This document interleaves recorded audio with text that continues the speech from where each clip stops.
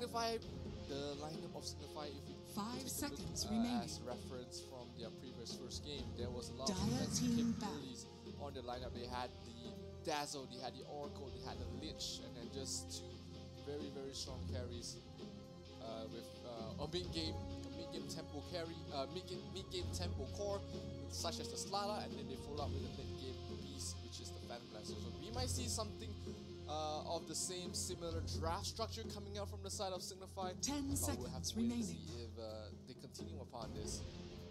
Signify banning 5 out the Doom. seconds They remaining. spot out the Grimstroke. They do not want a Grimstroke Doom bringer, Grimstroke Doom dual lane. They do not Radiant want to face team up with a double Doom coming from the Grimstroke as well as the Doom. So they are not going to let them at least have that. Radiant team pick. Dire team Lot pick. of all these heroes. Juggernaut. Huskar once again being banned out there by the side of Geek Fam, not wanting to give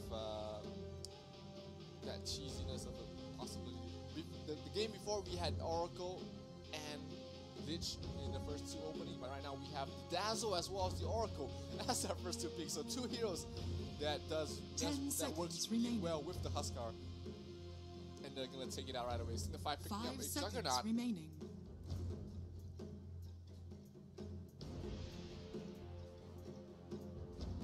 And Juggernaut is going to be their carry, the position 1 for the side of Signify. And he played there by Blizzard. If I remember correctly, a Razor has been banned out as well from the side of Signify. So Geek Fam, still plenty of meta heroes left in the pool for either of them to pick up. Definitely not to worry about anything. So yeah, they do need some sort of initiation.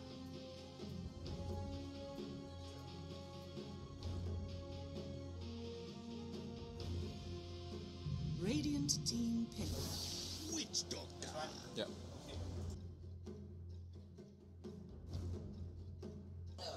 Alright, sorry about that, just making some changes in the settings, not too much, no delays whatsoever. We're just continuing with the draft here. Witch Doctor will be the will be the third pick for the side of Geek Fam. Double cask, of course, really great to watch. There's so many bounces around, just so much control, so much stun on towards the Soulbind into 5 seconds remaining. poison, into a cask. That we might see from the Witch Doctor position 5 here. Grimstroke will be played in position 4.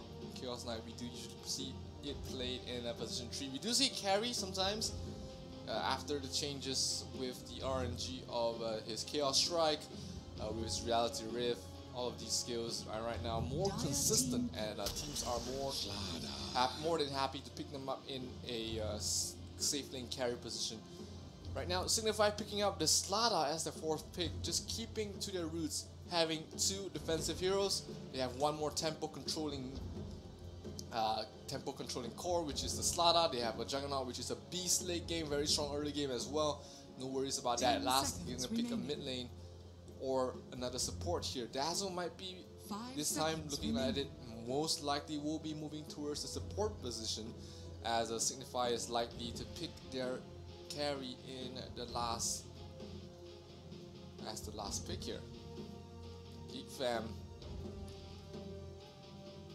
can pick up a carry here for themselves. They spot out the Juggernaut, so a couple of heroes does counter the Juggernaut quite well. Lone Druid really great against the Juggernaut. Phantom Lancer, Phantom Assassin really great as well. Heroes that can really survive against this. And Geek Fam's gonna go for the Monkey King, another great hero against the Juggernaut, who can generally hold his own against that hero, be it early, mid, or late game. And we still have to wait and see whether this is going to be a mid lane or safe lane Monkey King. Things are still pretty open on both. You can do it both sides. Remaining. Monkey King still very strong in the mid lane. Being on the dire side, of course, you do not have the advantage of having to be able to stack the mid lane small camp for yourself. So you do have less of an option, but of course your teammates can stack for you, and maxing out the tree jump will help you clear off these stacks very, very easily as well. Invoker will be the last ban coming from the side of Signify.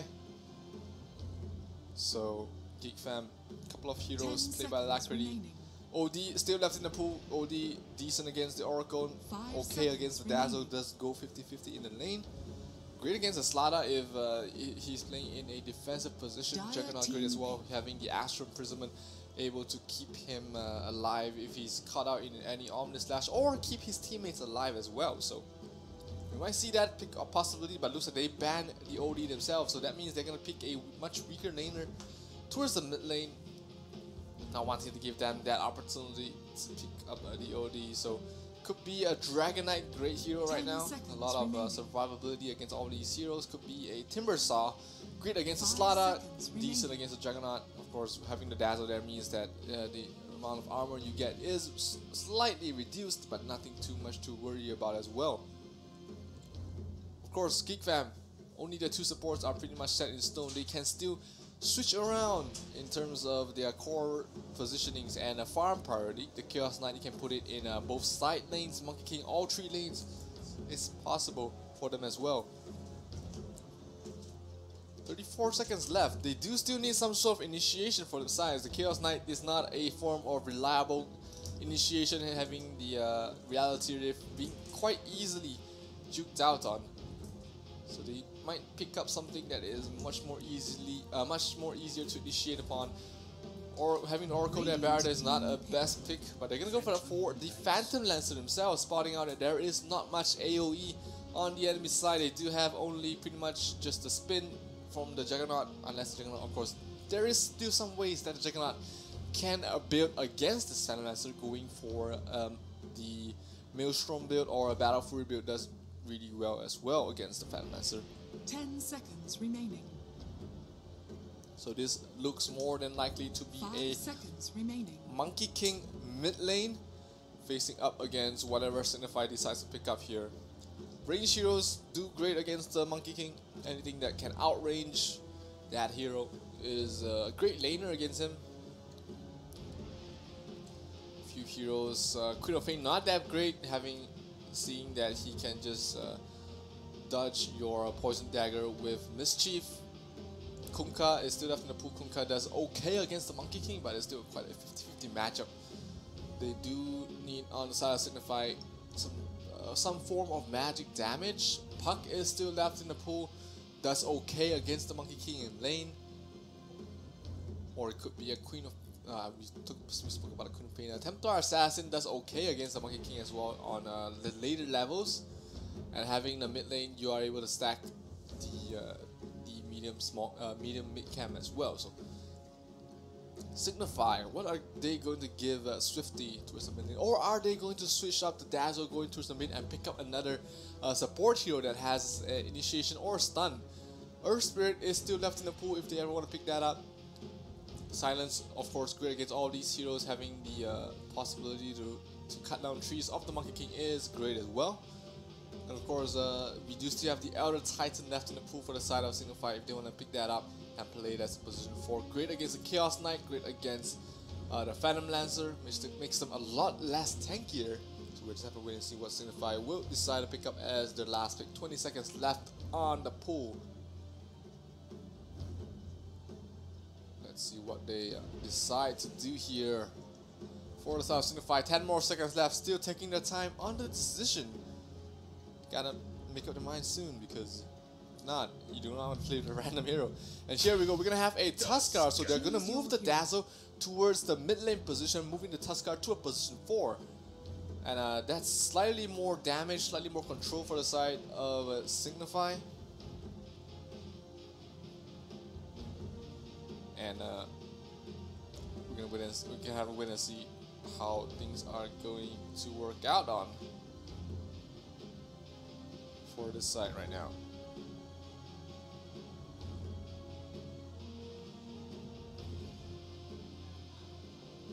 Game 2 of this best of 3 series is about to start very soon, ladies and gentlemen. My name is Zero, and I'll be your caster for today. We'll be switching around. There's a few casters, me, Cyclops, and Monoming will be taking turns covering the Asia Pacific Predator League 2019. This is the grand finals happening at the National Stadium in Bangkok. All of the best teams in Southeast Asia are already here playing against each other. But of course, the matches that we will focus upon is Geek Fam versus Signify. This is game 2 of this best of 3 series once again.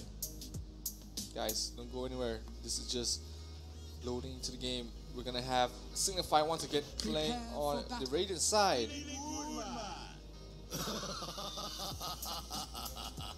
And it's going to be Geek Fam on the Dire itself. Such simple mind, such simple minds. You will be forever alone. On the Radiant side, we have Signify Blizzard playing the Juggernaut. We sit in Swifty on the Dazzle. No chance, most likely, on the Oracle once again. Blizzard. Who else is there on the side of Signify? Also, we have no chance. Oh, we talked about low chance already. 30 seconds to battle. Can't see the Tusk. Okay, never mind. Meanwhile, on the side of Geek Fam, we have KYXY on Each blow sharpens our blade. Chaos Knight. We're gonna have Tino playing the Phantom Lancer. We're gonna have Alacrity on towards the Monkey King. Shanks is on the Grimstroke, and last but not least, we have Brian on the Wish Doctor. But looks like we're gonna have a tier 3 engagement here, going down to his bottom lane. Negi dropping very low. One more right click should be able to seal the deal. Oh no, but it's gonna be Swifty getting a kill on towards KYXY first, but they do manage to get a kill on towards Negi. So 1-for-1 trade. Our first blood does go towards the way of Signify. And once again, KYXY in both games being the first to die. Not the best of starts. Now, let me tell you about him. Let me tell you about that, but he's going to be at least going back to the lane. Not too much to worry about for that.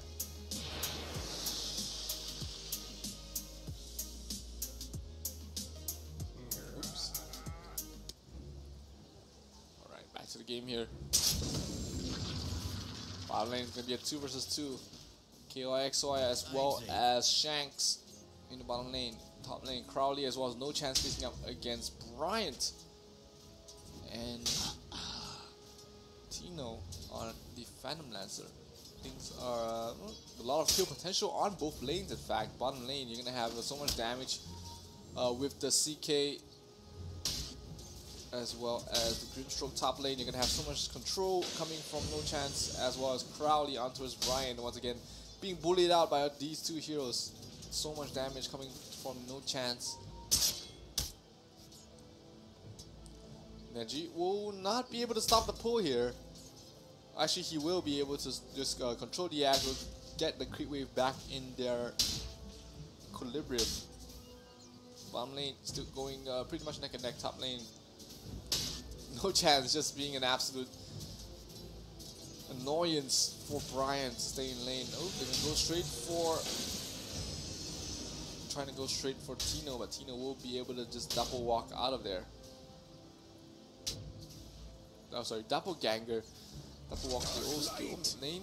Swifty doing okay. Monkey King getting a free farm. Nothing that actually the Dazzle can really do about it, just because he being able to dodge the poison touch with the mischief means that you lose a lot of your advantage in lane. Bottom lane looks like there's going to be engagement. CK dropping quite low here. Silence up on towards the Tusk. Negi not able to follow up there.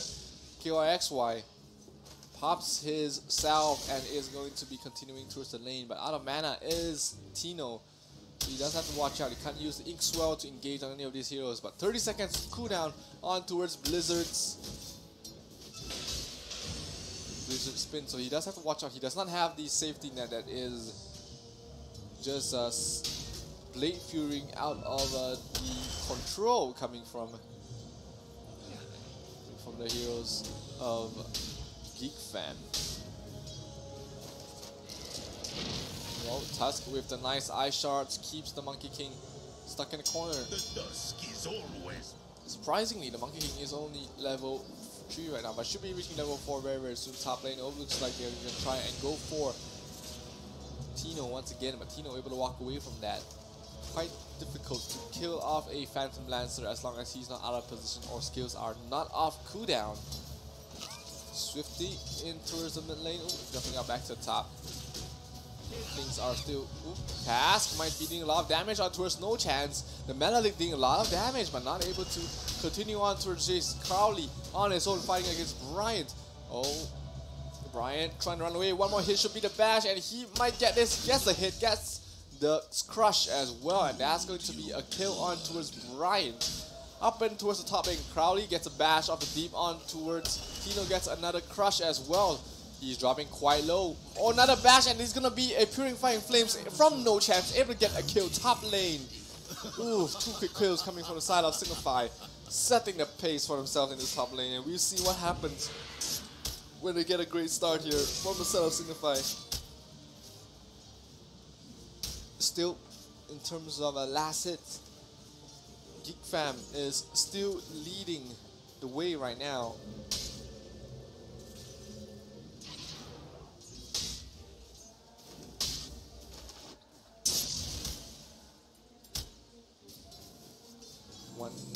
Less than 1,000 net worth separates both these teams.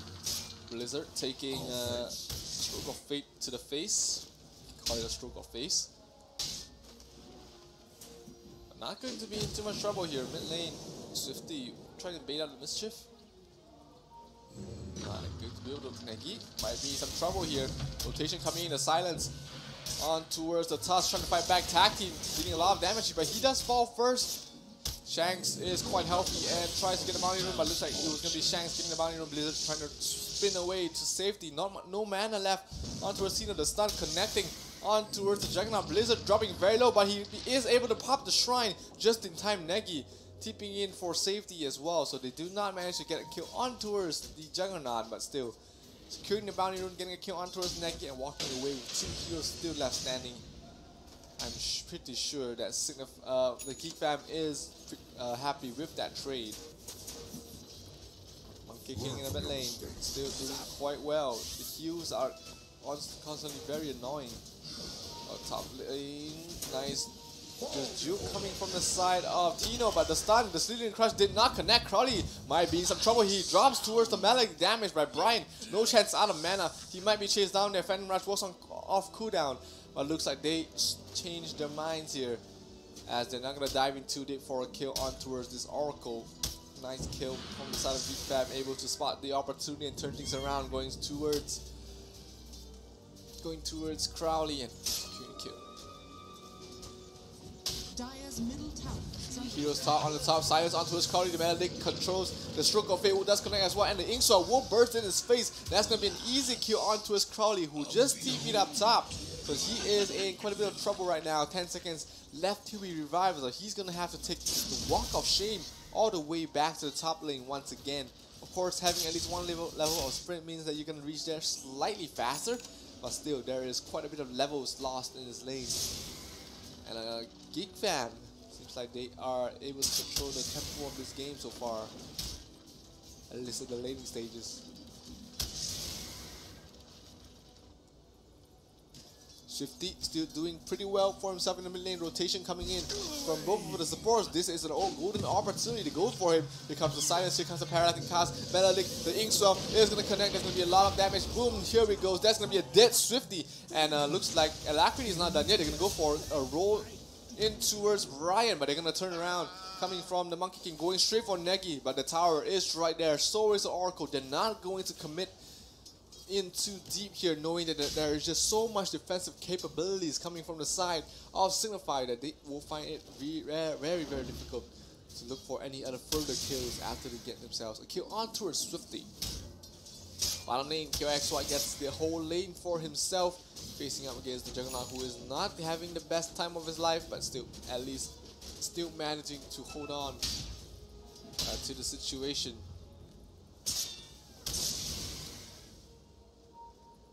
KOXY try to pull the creep wave, will succeed to do so, but Blizzard, ever so resourceful, able to control back the creep equilibrium to the side. KOXY still doing A-okay in this lane, not really pressured too much. Let's have the top network in the entire game as well. Of course, neck and neck with his teammate and the Venom Lancer. Monkey King, Alacrity, completes his boots. Radiant Primal are Spring, scanning. only level 1 right now, so he's going for the more team fight heavy build, maxing out the Jingu's command as well as the Boundless Strike, not really putting levels into the Primal Spring. Top lane, still 3 heroes coming from the side. Oh, they're gonna go straight for the Oracle. This will be a dead Oracle. Nonetheless, the Ink Sword, the Metallic, the Silence will bring him down. Phantom's Embrace, really strong skill earlier on. It's just so difficult to get rid of the Phantom. And once again, 4-6 so far in game 2 of this best of 3 series. Geek Fam looking much more alive in this game, winning all 3 lanes so far, and all the cores are on top of network.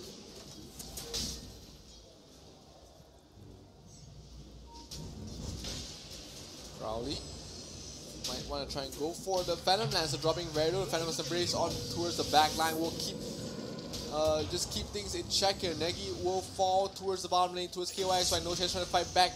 It's gonna be Tino though dying towards Crowley, getting solo killed there, but No Chance does pay with his life.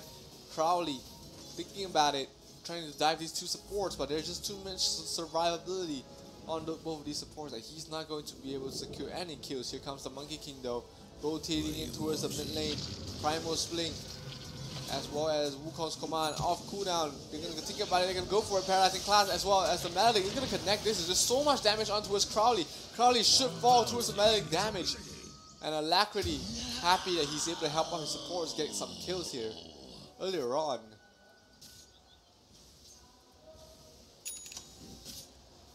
Five to 9, 3,000 network being led here so far by Geek Fam. And Slada, his Blink Dagger is still some ways away. Swifty does pick up an Invis rune. Ooh, Swifty might figure something is up here.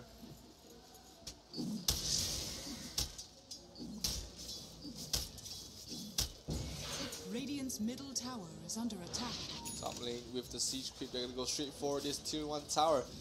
The Monkey King is already there to try and defend here. Rotating incoming is also the Grimstroke. It's gonna be Tino. It's gonna be Shanks there to back his teammate up.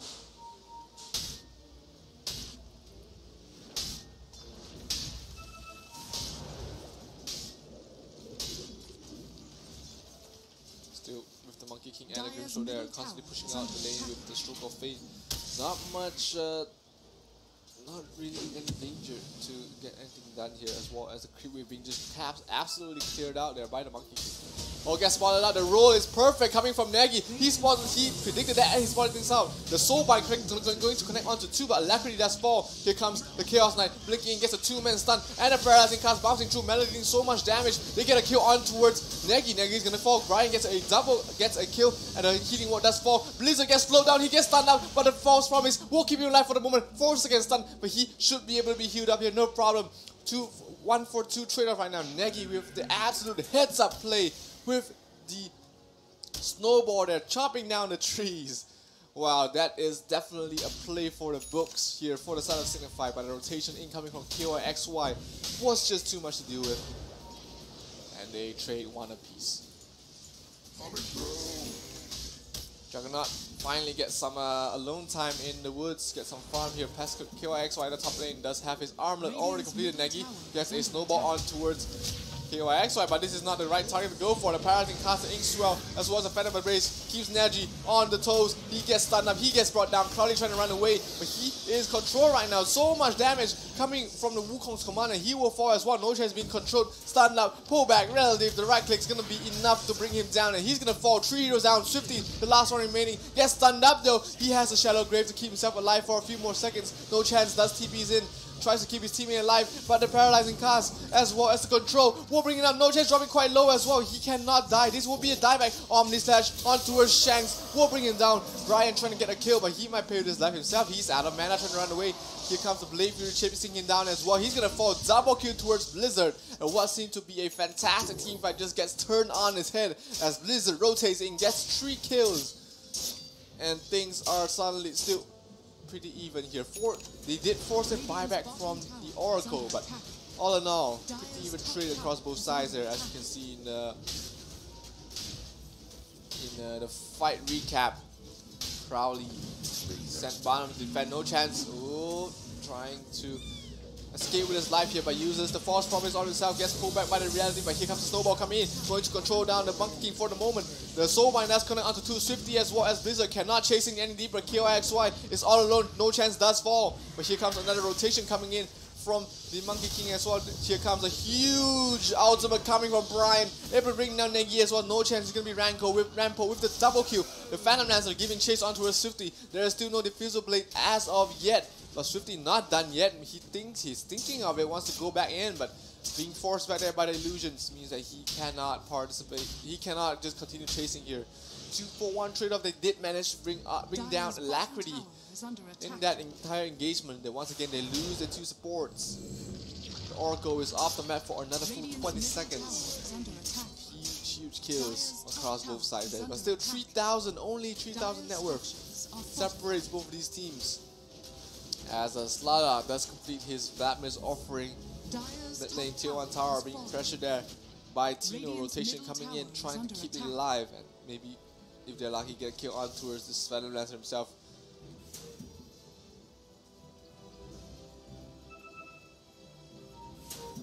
Top lane, Negi does have the snowball. He just needs some vision to catch people out. Ryan standing up the high ground. There is no soulbind yet, but gets the wards gets dewarded here. And bounty room piece so far. Radiant's middle They're tower gonna get is under 3 attack. here for the side of Signify. Soldier's fortune. Phantom Lancer does not have his Diffusal Blade yet, so lacking a little bit in terms of damage. Might go for another build in this game. Oh, Negi gets spotted planting a ward, pops the ultimate chaos, not getting a lot of damage, but here comes the snowball as well. The false promise keeping Negi alive, tries to fight back. There's so much damage coming in. It's going to be Brian falling. The Purifying Flames will finish him off. But here comes the Chaos Knight back again towards Negi, dropping very low. But the Shadow Grave once again, the saves are coming in left, right, and center. Here comes the Wukong command coming from the Monkey King. Swifty dropping very low, but here comes the Omni Slash chasing out towards the Monkey King. But the Wukong's command is still going on. They're still fighting back. Meanwhile, on the other side, Dino gets a kill onto his tower. Swifty does get a kill onto his KOXY, as well as Alacrity will fall towards no chance as well. Swifty trying to run away. He does have all the heals in the world to keep him alive, and it's going to be a Blizzard getting another kill for himself. 4-for-1 trade-off. Signify coming out on top of all these team fights once again. The Shallow Grave the false promise into the Shadow Grave, into all these sustain, keeping everyone alive. Just so hard for anyone to finish off anyone. As you can see in the previous engagement, it was just too hard to deal with. They had not enough burst damage or anything to finish all the low heroes off, and with the Shadow Grave and with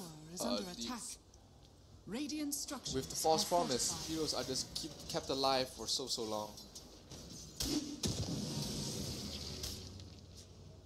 Dire's middle tower is under attack. Dire's structures are fortified. There is still plenty of late game options Radiant are scanning. for the side Radiant's of bottom Geek tower fans, so they're has not fallen. losing. They're not too worried about anything of the sort. Juggernaut making his way towards a Manta style.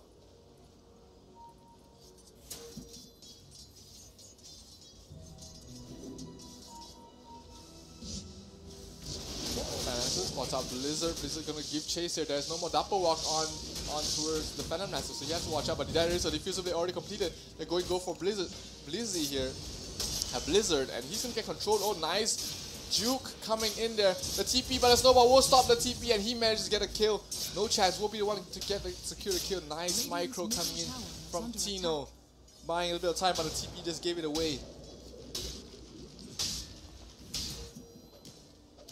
And playing a little bit too aggressively. Tino will pay with his life here. Monkey King is farming enemy jungle, trying to get as much space as he can because they are still leading by 1,000 so far for the side of Geek Fam. But they do definitely still need quite a bit of farm on all of these heroes. Manta style almost completed there by the Juggernaut. Blizzard significantly behind the Phantom Lancer at the moment, but should be able to catch up quite nicely once he goes for the Maelstrom. One tower battle lane, the Spell Paralyzing Task buying a little bit more time. Blink Dagger completed there by Crowley, so he's going to get that initiation factor for himself. Alacrity in the mid lane, gonna just constantly push it out there with the Primal Spring.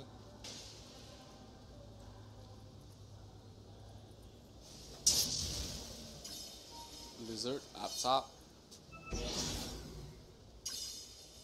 Does have his Manta Star completed and is making his way towards a Maelstrom. He really needs that item to face up against to clear off all these illusions coming from the Phantom Lancer.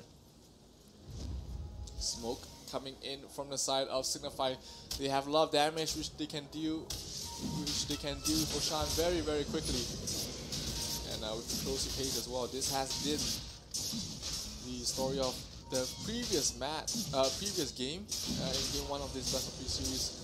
Game 2 it is not much different as well, but looks like Geek Fam is on top of things, knowing that the Roshan attempt is going on. Oh, but Crowley, nice stun on towards the Monkey King. Here comes the Soulbind going to connect as well. Huge Monkey King ultimate stopping everyone from continuing, but Monkey King is going to fall almost right away. The false promise keeping Crowley alive for the moment. Swifty on the back end is going to fall though towards the damage coming from the Phantom Lancer Illusions. Crowley still fighting towards the front lines, but it's going to be Swifty falling here. The Phantom Lancer just too big right now. Blizzard trying to run away, but the Blade Fury does not stop you from the fury of the right clicks coming from the Phantom Lancer, and they're not done yet, giving chase towards Crowley, and that's going to be a dead slaughter as well. Geek Fam bursting out of the moment, keeping themselves alive, getting 4 kills, and Roshan as well. Not long for this woe, as they should be able to clear things out very, very easily here. 1,000, almost 2,000 net worth change going towards the way of Geek Fam, and there and getting Roshan. Oh, actually, it is Radiant getting Roshan, but the Aegis gets picked up there by Tino. But Neji does pay with his life for that. Interesting engagement there. Surprising enough that Negi was able to snipe the last hit on Roshan. Not able to get Aegis, but A4 effort there. Blizzard gets chased down by all these illusions. The Mana Bird coming from the Blizzard is so annoying. Crowley blinking in. Stadium Crush does not connect. And it looks like they're going to back off for now. Phantom Lancer is starting to get out of control right now. Yasha as well, diffusively, and Midas already completed, so he's going to have his Manta style in a very, very short time. And he's going to look out to carry Geek Fam on his back right now. 11,000 net worth for himself. Really, really huge start. And without the Maelstrom on Blizzard, it's going to be very, very hard for the side of Signify to clear up all these illusions. Blizzard did not go for the Battle Fury as well, so he cannot keep up in farm until he gets his Maelstrom up and running. So that is going to be his next most important item. Monkey King is Alacrity did complete a Echo Saber, so that's going to help him team fight earlier on. But let's go for Midas himself. So 2 Midases on the side of Geek Fam here. They go for a smoke, clearing out the mid lane and trying to catch someone up, maybe get some deep wards down as well on the enemy side.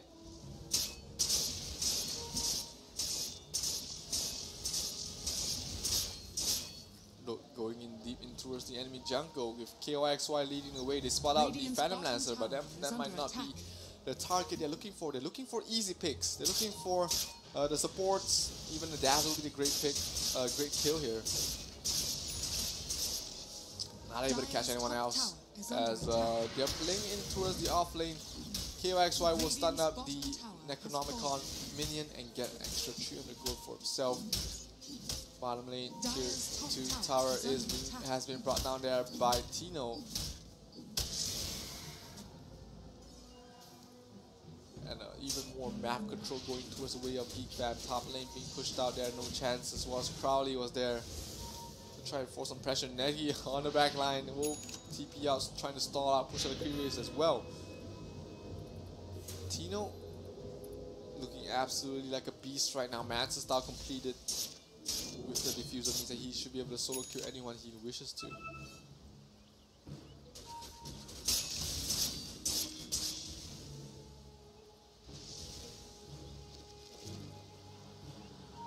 Right now, Signify having to just stay around in their base. Much they can really do right now as the Phantom Lancer is just so far, bringing down a tier 2 tower with in a very short time. And top lane, 2 more tier 2s left standing for the side of Signify to defend and for Geek Fam to try and go for it. Wonder if there's a Midas on KYXY as well. Judging by the pace of the game, he might have as well just went for a Midas right after his assault, right after his armlet. Bottom lane gets pushed out there by Blizzard all the way. Does have his mirror shop already completed, so that's bonus magic damage. There's more ways to deal with all these illusions by the Phantom Lancer.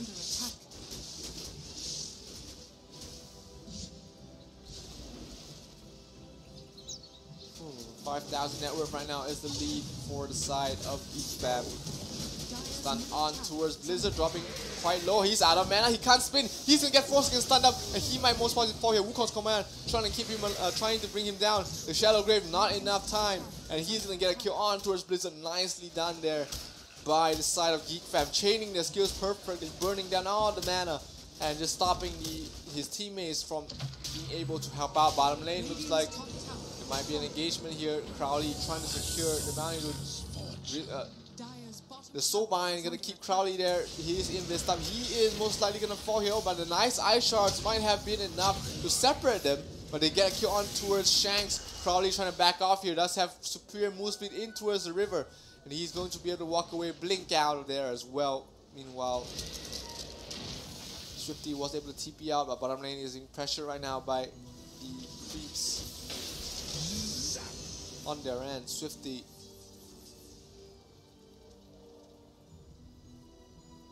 does have the Necronomicon tree, so he's able to push out these lanes without any danger to himself whatsoever. Monkey King. Oh, let's take a look at the Phantom Lancer right now. He's almost having a heart with Midas. Very tough to deal with. So tanky by himself. And there's just not enough damage from the side of Signify to deal with this Phantom Lancer right now. The moment he gets his heart and his next item, things are not going to look good for the side of Signify, as Geek Fam finally seems to be able to take control of the game right now.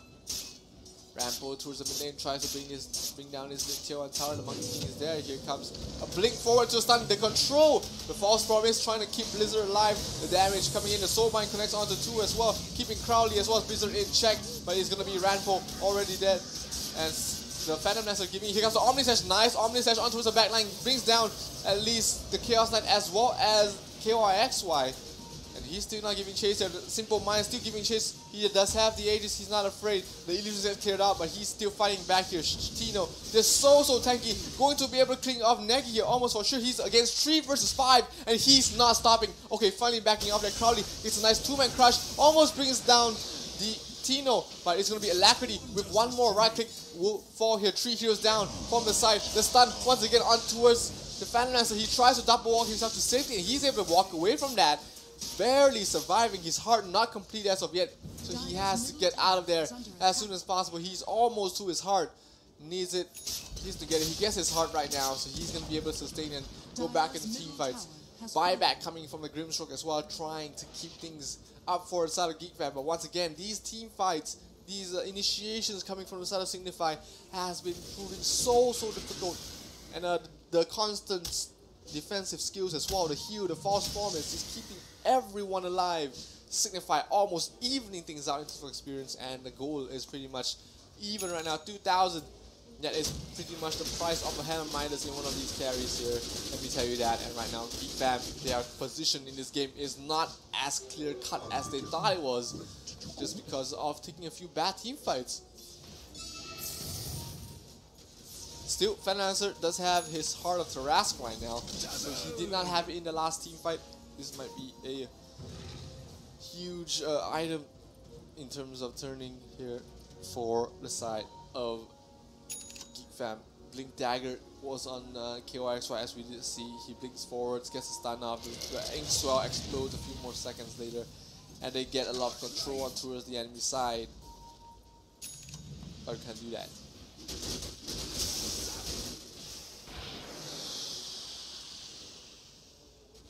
Roshan up very, very soon will be the main target for both teams to go for.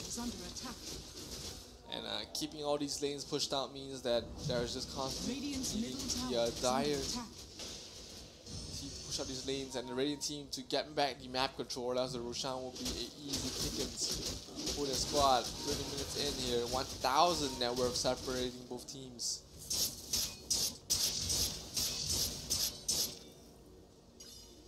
Blizzard does complete his Mjolnir, so that's additional ways to clear up all these illusions coming in from the side of Blizzard. Illusions are just so strong right now for the side of Geek Fam. Being able to dive in without constant worry is really strong here for the side of Geek Fam. And smoke rotation coming in from a few of the heroes, finding it very hard to commit though for the side of Geek Fam. So they're gonna wait for Roshan to respawn, which should be up in a few more seconds. Bounty runes 2 apiece. Geek Fam getting two for themselves. Signify getting 2 for themselves as well.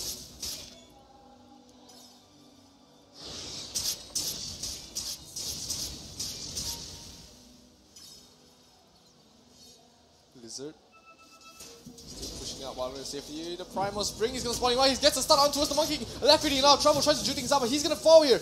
Nice. The timing coming from the stun of Crowley was just perfect on spot. And right now, Monkey King just has his buyback. Almost was a huge opening there for Signify to push up to the high ground. You still might want to force a buyback from the Monkey King, but looks like Signify does not want to put on the pressure in that regard, and are just smoking out, trying to look for more kills right now. Shiva's guard completed on this Oracle, so he's going to be really tanky against all this amount of physical damage on the enemy squad. And Roshan has been spawned there, so once again, this Roshan pit has been the death of many a hero. And a buyback coming from Alacrity, trying to fight back. Soulbind connecting onto 2, stopping them from really escaping right now. Phantom has Embrace as well, but not enough follow-up there. They just have not enough stuns to keep everyone here. There's nothing that Chaos Knight can do on his own. Might get Roshan from this. Here comes the Wukong Monkey King coming in. Buyback from the Tuskar right away, trying to rejoin the fight. And the illusions from the Fenlancer will be killed up in the end. Oh, here comes the Snowball. It's on to his right target. He does a doppelganger, trying to keep him alive for the moment, but he spots out a real one. He might be in some trouble. Uses the Mantis Star, trying to juke. He's out of mana. He is going to be in so much trouble, but he's trying to fight back here.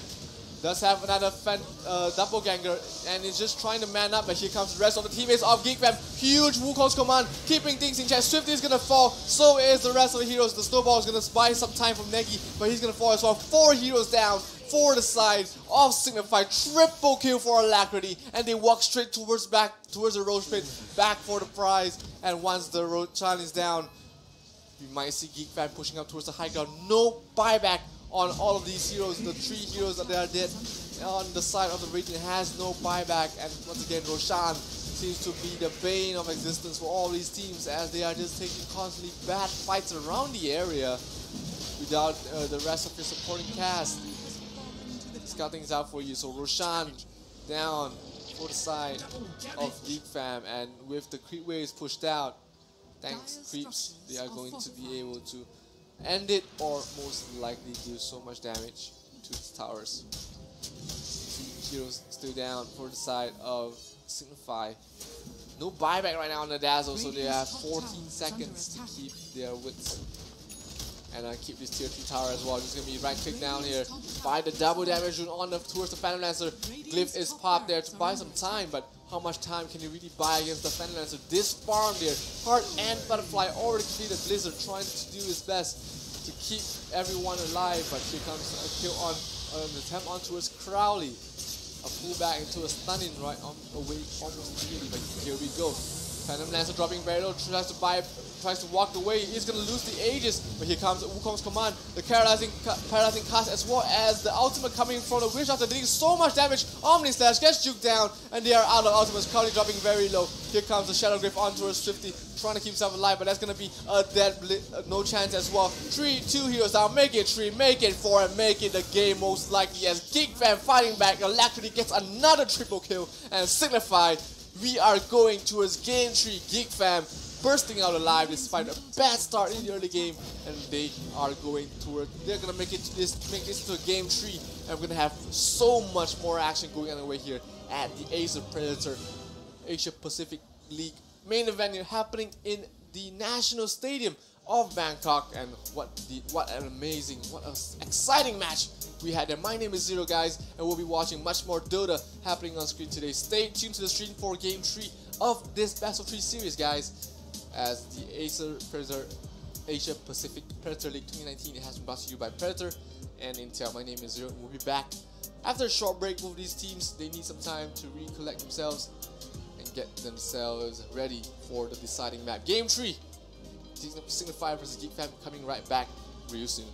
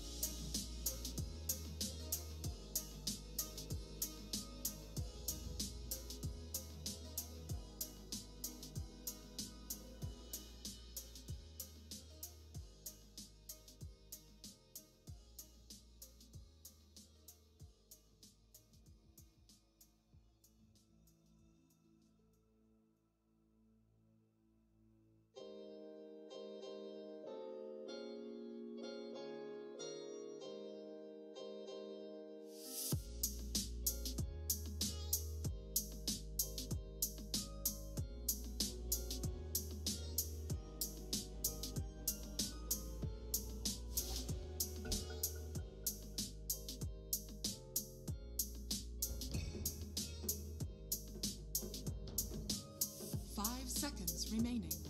Radiant team ban.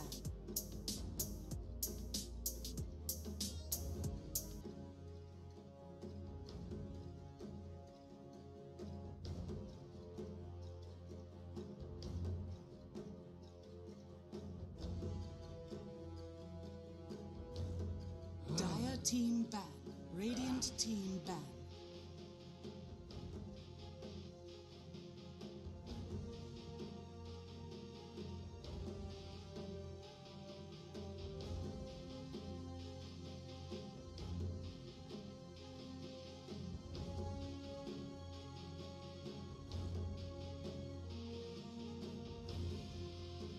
Ten seconds remaining. 5 seconds remaining. Hello and welcome back, ladies and gentlemen, to Game 3 of this Best of 3 series between Geek Fam and Signify. My name is Zero, and we're gonna have a fantastic game right ahead. Both of these teams, they are one game away from moving on to the round of 8. And of course, the loser will drop down to the lower brackets. No one wants to start off the tournament with the lower bracket, so this is going to be such an important match against both of these two squads. Game 1 was taken by Signify, and of course Game 2 we did see Geek Fam coming out on top of that. So this is going to be the deciding Game 3 10 seconds remaining. to find out who will be moving on towards the round of 8 and meeting their next round of opponents. Bans, picks and bans are already going underway here. As we can see, very similar bans from the first 2 games. We're gonna have the Magnus, Oracle, as well as Tiny banned out from the side of Geek Fam, while Signify banning out the Brewmaster, the Lifestealer, as well as the Lich. Going their way here. First 2 picking, Signify picks up the Shadow Shaman and it's his forfeit this is the same pick. 10 seconds This is the absolutely same pick that we did see Signify going. I mean, we did see Geek Fam opting in Game 1, so looks like Signify will take a leaf out of Geek Fam's book and do pretty much the same. Undying, we did see it banned. We did see Undying continuously banned in the first 2 games, but since Game 3 it looks like no one has banned it out. We will have Undying as well as Grimstroke picked up there by Geek Fam. It's very strong dual support combo right now that has so much teamfight potential, and it's gonna be really hard for Signify to fight into that. But of course, Signify does still have their own team fight heroes. With the Shadow Shaman dropping the 7 wards, you can always kill off the Undying Tombstone very quickly with the 7 wards. So Signify has that counterplay going for them, which is nice. Remaining. Radiant team ban.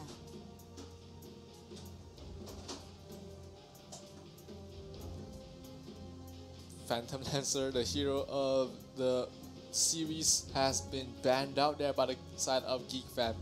First game we did see it was Signify having the Phantom Lancer. Second game was Geek Fam having the Phantom Lancer, and both of these teams did win with the Phantom Lancer. So it is going to be 5 seconds remaining. Very important to get that Phantom Lancer out of the way. That Chaos Knight banned out there by Signify. Troll Warlord will be the one banned out there on the side of Geek Fam. So no more Dazzle, no more Oracle shenanigans from the side of Signify. Now they have to play normal Dota. And this is as normal as you can get. Sven will be the 3rd pick for the side of Signify after banning out the Doombringer, not letting Geek Fam have that Soulbind into Doom combination that we know and love. Very strong teamfight combination here. Geek Fam lacking a bit of stuns in their department here. Could be picking something of the sort. We did see a lot of focus from the side of Geek Fam securing the off-lane hero for KYXY first. This game he did not have that privilege of having his hero picked early, so we might see him on a completely different set of heroes. There's no more Doombringer. We did see him play the Chaos Knight, which has already been banned as well from the side of Signify. Of course, this is not the only heroes that KYXY can play. He does play a lot of heroes. His hero pool is quite huge. and we'll see how he will deal with it. So far, with 100 seconds left on the clock for the Saki fan, picking up the Beastmaster for themselves. So a little bit going back a little bit to the older patches where Beastmaster was the go-to pick for off lane. Very, very strong pushing potential. Great team fight with the Inner Beast as well as the Prime Roar.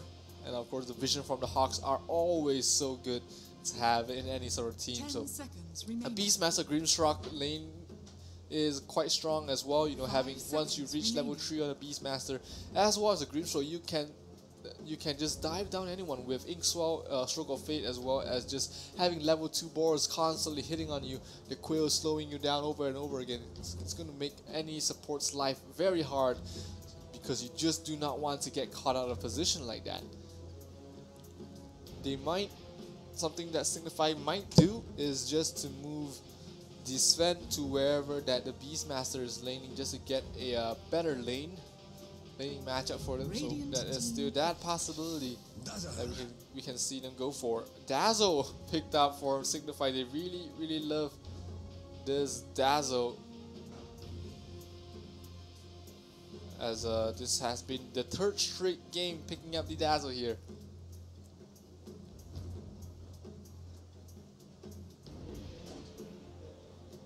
Seconds remaining.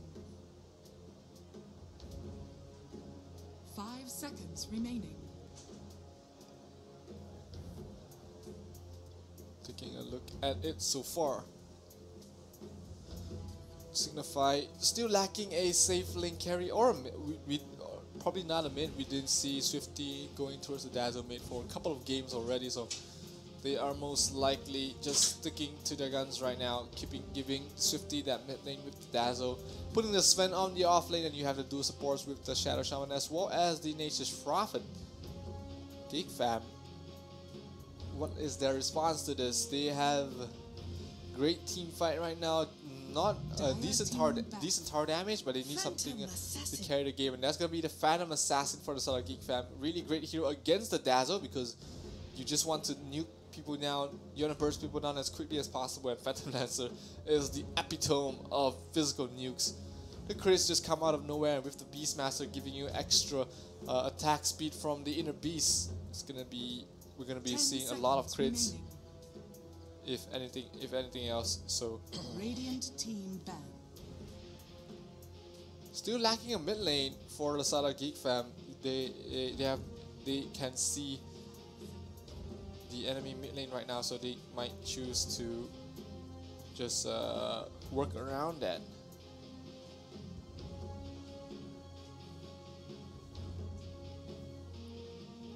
Invoker once again banned out there by Signify. They have been really focusing on taking away Alacrity's heroes in the mid lane for the Sada Geek Fam. So Signify still taking their time here. Oh, sorry, Geek Fam still taking their time here. The OD is still left in the pool. OD, another great hero with the Beastmaster as well as the Grimstroke, but they are still lacking a little bit in terms of stuns, I feel, for the Sada Geek Fam. So maybe another mid hero that can provide some stuns. We have Kunkka still left in the pool, great against the Nature's Prophet, great against Sven. Dazzle was decent against, not really good against Dazzle, I would say. But let's see if they can change anything to just change things up here. Radiant team pick. Dire team pick. Monkey King. In fact, picking the Monkey King once again for Alacrity towards mid lane. He did have a decent game the previous game against the Dazzle in the lane, and does okay against Dazzle in the lane, does decent against Nature's Prophet as well, but Shadow Shaman is the one that really messes up with the Monkey King. So still, Geek Fam is going to trust Alacrity with the Monkey King once again going towards the mid lane to face up against the Dazzle. Signify goes for the Tride and going once again for the Juggernaut on Blizzard. So we're going to have a lot of similar heroes in this in this game 3 of this Best of 3 series. These heroes have been popping up again and again across both of these teams, but looks like they are more than happy to pick up the same heroes. So guys, ladies and gentlemen watching at home, this is the Asia Pacific Predator League 2019 Finals happening at the National Stadium in Bangkok, where we have 10 of the best Southeast Asian teams battling out to find out who will be the champions of the Asia Pacific Predator League. Last year's champion Geek Fam is facing up against Signify in a best of 3 series, where we are down to the wire to find out who will be moving on to the round of 8 and who will be dropping down to the lower bracket. Guys, don't go anywhere. My name is Zero and this is Game 3. Game 3 of the first round of the Predator 2019 Predator League. Proudly brought to you by Ace of Predator and of course Intel. Draft has already been completed. We are just waiting for it to load into the game. And once we have that done and dusted, we're going to jump straight into Game 3 of this best of 3 series.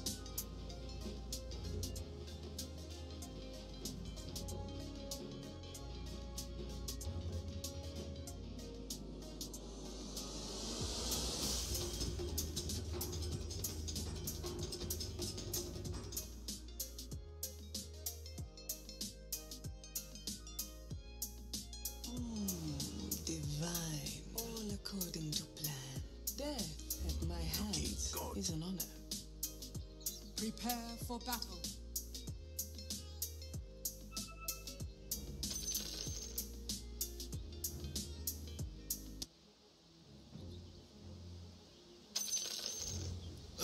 Alright guys, here we go. Game 3 of this Best of 3 series. We have once again Tino playing the Phantom Assassin for the side of Geek Fam. We're gonna have Shanks on the Undying, KYXY on the Beastmaster, and Alacrity on the Monkey King. Meanwhile, on the side of Signify, Blizzard will be playing the Phantom Assassin.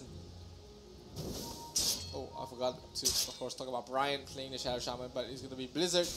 On the Juggernaut, we're gonna have Crowley playing the Shadow Shaman, and Negi on the Sven Swifty, once again on 30 seconds. Dazzle, and of course Blizzard. Oh, sorry, Nature's Prophet is played by Crowley. Will be played by No Chance, not Crowley, sorry. Crowley is playing the Shadow Shaman. But still, this is going to be a very important game for both these teams, as the winner will move on towards round of 8 for the finals of the winner bracket. Of the winner brackets, Blizzard being slowed down there. It's going to be a tri-lane against this Juggernaut as well as Beastmaster, against the Sven. So here comes the spin rotation, a lot of damage onto his Undying. Undying will fall for sure. I think one more right click should be able to seal the deal, and Brian will fall. Swiftly gets himself the first blood, and giving away the first blood towards the enemy lane is not the best of starts you can have. Tino taking a lot of damage. Crowley just chasing him down. 72 damage at level 1 is nothing to be trifled with. And Bounty Runes did go towards the way of, I remember it was 2-piece. Alacrity mid lane. Just going to go up against the Dazzle once again. Very decent lane for the Monkey King. Not really afraid of the Poison Touch, having to be able to juke it away easily with the Mischief. KYXY in the lane getting some nice experience. He's getting some nice losses. He does need level 3 though before he can begin to take over his lane, because his level 1 boards are just food for anyone to pick up. Just using to scout things out, maybe use the blocks on 3 waves, gives away 70 experience as well. So you do not want to feed your boards earlier on, because you want to be as aggressive as the offensive tri-lane here from the side of Geek Fam, to be on top of levels and just control the crew wave towards your own. No chance on the Nature's Prophet, just right clicking away on the Phantom Lancer top lane. And dying once again, constantly using the decay on towards the strength, on towards the Sven, which is a strength hero, which really hurts him in the long run. But level 2 already by Negi as well as Blizzard. Brian still level 1, but he doesn't really need level 2 for the moment. Can just eventually power level 2 without issues here.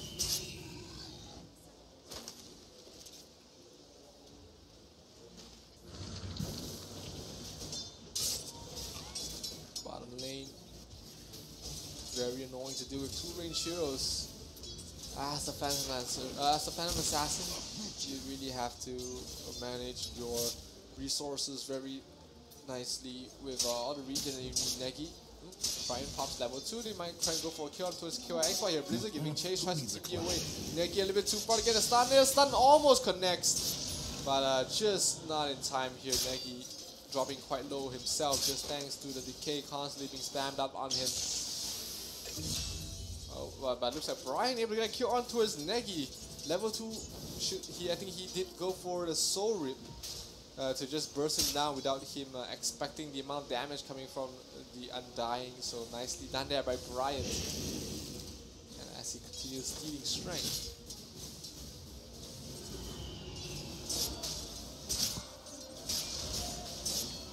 This man fighting Blizzard right now, a zombie against an Orc Warrior. Blizzard, not much HP left remaining, or a little bit over 500 HP. Trying to do his best.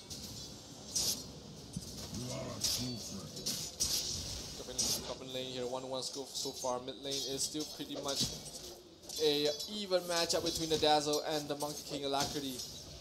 He knows how to play this lane, and this time he is in the more favorable side of top lane. Brian dropping down very low, but he's not able to be chased down there by the two heroes. The board slow is just so annoying to deal with, and Brian is able to walk away with his life. But I was saying that for the mid lane, Monkey King does a lot better if he is in the Radiant side, just because he can stack his own camp and eventually farm it later on with maxed up Primal Spring and higher levels, of course. So this time Alacrity does have the better lane to go to, and we can see that already in terms of his farm.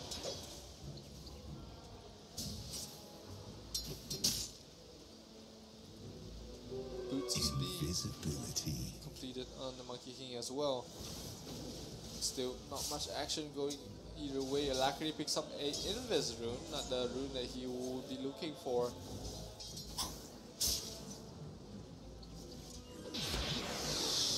Monkey King, Alacrity pops the Jingu stacks by a few right clicks and is going to be able to stay in the lane.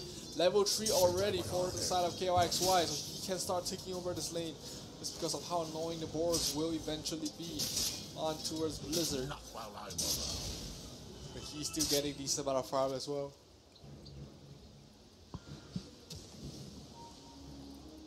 Neki trying to secure the top bounty rune for himself. He has his stun, so he can get it. Shanks taking a lot of damage. We'll have to TP out of here.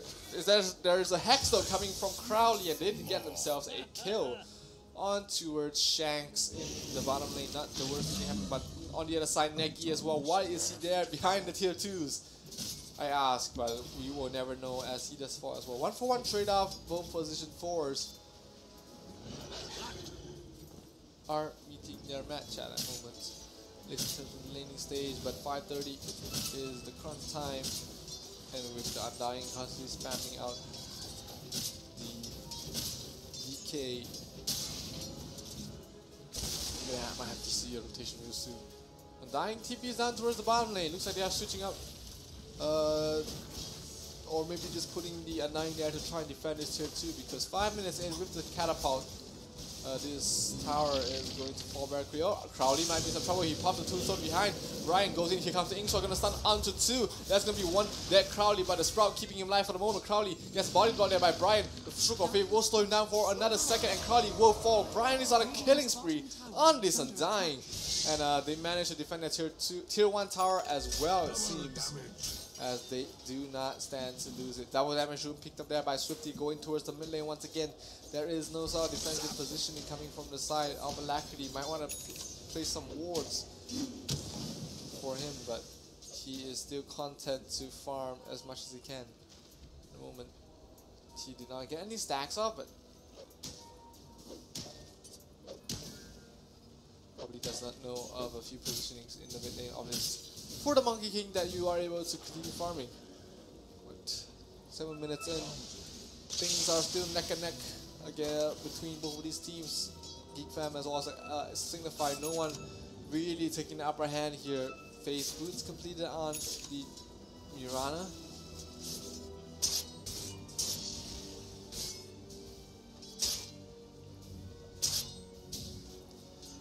lane. KOXY reaching level 5 himself. Spores are going to just constantly hurt the enemy. With the range and the slow.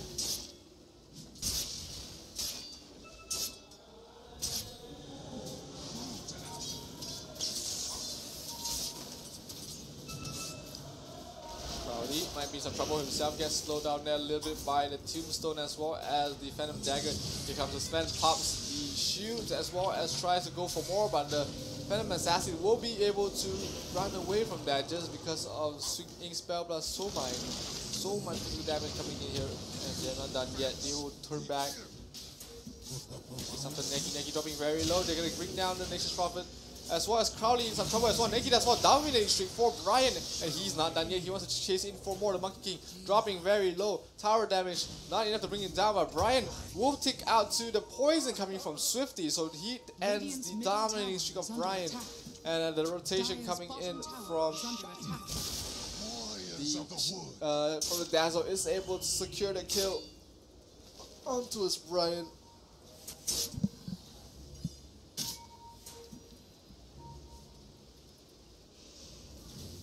Still not losing too much. 5-3 is the current score. No chance. TP's in towards the mid lane. Maybe try and get something done here. Radiant structures are fortified. Bottom tier 1 gets denied there by Shanks. Crowley gets a lot of farm for himself. Level 6 already from that creep wave, so he is going to be able to help out the mid lane, push the tower as well as Swifty. As well as Neki is already there to try and cut a quick wave. Chance is there as well. Spots out Bryant, but just not enough to chase him down for the moment. Level 4 onto his Neki. Level 5 already on Bryant, so he does have the level 3 levels in Tombstone. But looks like they should be able to defend this lane with the 2 supports. As long as they don't dive in too deep for them. Bryant is quite tanky in his regard here as... nice stun dodge coming from the Monkey King. Able to dodge the stun coming from Neki. And Neki will fall here. Alacrity gets the kill. Crowley trying to run away with his life as well, but looks like they will not be speedy enough to chase him down. So they should be, they have to be content with just taking down 1 kill on towards the mid lane Neki after popping 2 ultimates. But still not end of the war yet. Oh sorry, 1 ultimate. Shao still has his ultimate to push towers.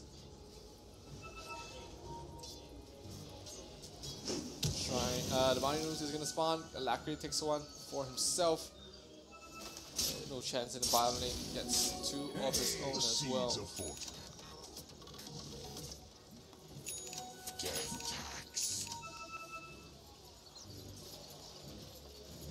Dire's top tower is under attack. Haste Rune picked up there by the Dazzle. Going to continue farming. He needs his Necronomicon as soon as possible. Crowley trying to push out the bottom lane by himself.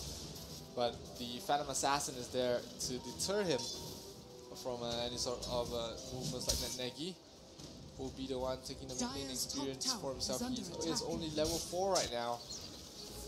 He should be level 5 in the gym.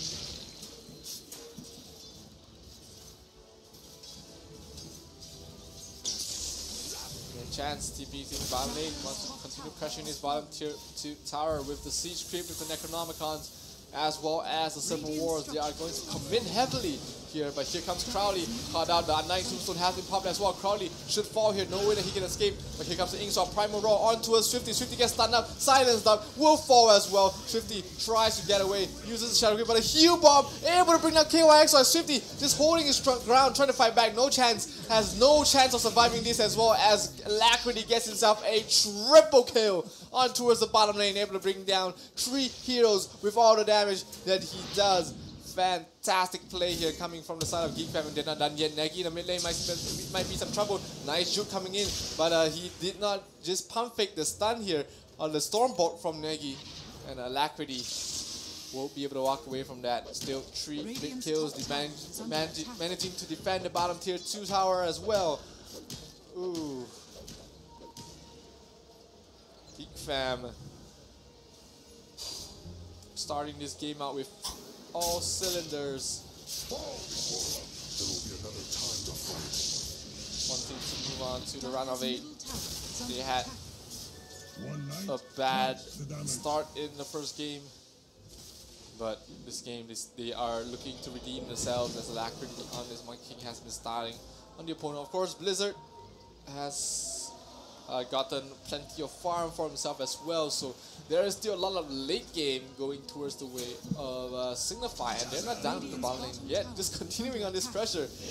Just like constant minions pushing down bottom lane, their tier 2 tower, they really want to get the control, just control this side of the map. Dire's middle tower is under attack. And they might get soon. There is no Serpent Wards on Crowley, but with all the summons and with no chance there as well, they should be able to take down this mid-tier 2 tower. Monkey King, here comes the Wukong's command, gets a stun onto his Dazzle. Soul Rip onto 2, silenced onto both of them as well as Negi, as well as the Primal Roar pushing them out. Negi is down, Crowley is down. It's gonna be Swifty stuck in the trees. Is not gonna survive this as well. 3 heroes down once again. Triple kill for Alacrity once again. He just keeps getting these kills on and on and on. Triple kill for the Monkey King. He cleans up most of the Serpent Ward, and suddenly he is pretty much on top of the net worth. So much damage being down here. The Phantom Assassin just not even joining these team fights, having the time of his life, just hitting creeps. Blizzard as well, they're not really committing to all these towers. It's just the tree pushing just the other cores and this tree supports, leaving Blizzard to his own devices. But in the end, Signify did get what they were coming for, which was the bottom tier 2 tower. We might see the same kind of movement here coming from the side of Signify on towards the top side, taking the top tier 2 towers, and the bottom tier 2 tower will give them a lot of map control on this map, giving up Roshan control, and you know, just generally you have less place to farm just because your TP locations are just so stuck inside your base. Smoke rotation coming in from the side of Geek Fam, trying to catch someone out. Might have spotted just the Nature's Prophet here, but that's not what Alacrity wants. Just trying to move in to find a better hero. Looks like they did spot out the Juggernaut.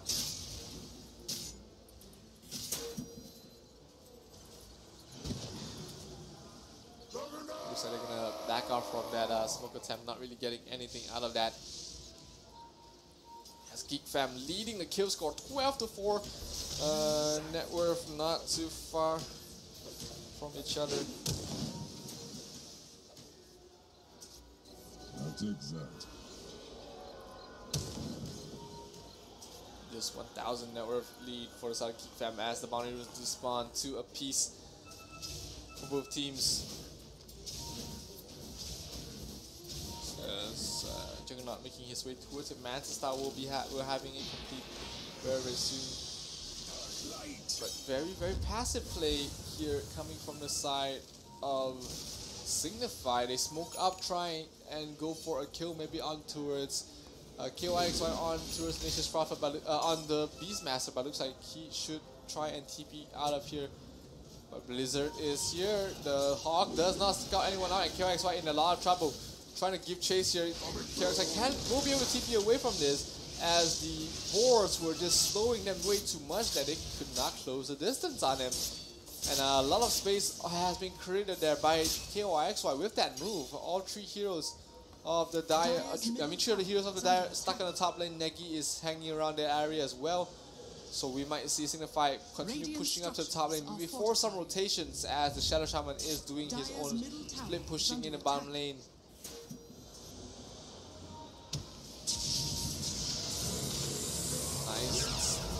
Soul Rip is going to connect onto 2. Here comes the Primal Roar.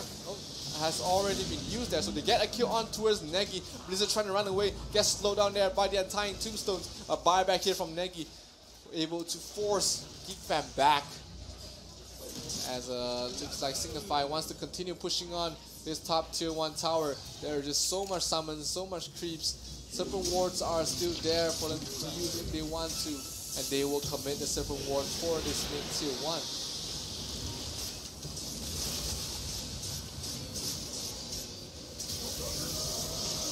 Stun on towards the Monkey King.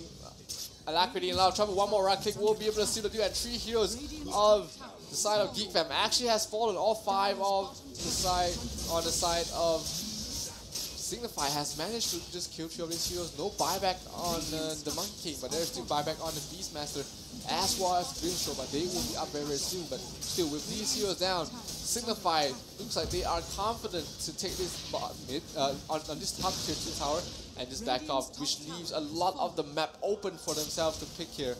Able to walk into Roshan a lot easier, control the mid lane tower as well, and just providing farm to the core, which is a Terrorblade, a much better hero against. Against Juggernaut, a much better hero. But the Phantom Assassin is slowly but surely farming up his worth as well.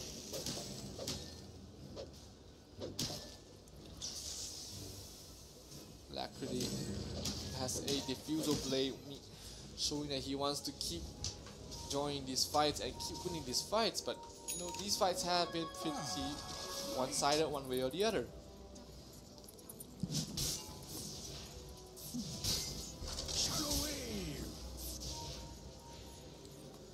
Swifty already with the Necronomicon tree does have so much survivability there with the stats, and just being constantly able to push out lanes by yourself with your heal bombs as well as your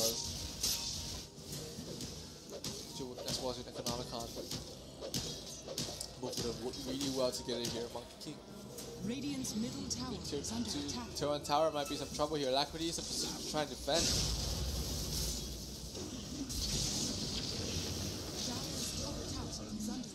Cole's command popping the mid lane, bringing a kill on towards down towards Negi. So this mid tier 1 once again does hold on, as Geek Fam not giving up the mid tier 1 anytime soon. Phantom Assassin in the meantime did manage to push out the top lane all the way towards the tower and TP out to safety as well. Nothing much that Blizzard can do to stop him out there. Dire's middle tower has fallen.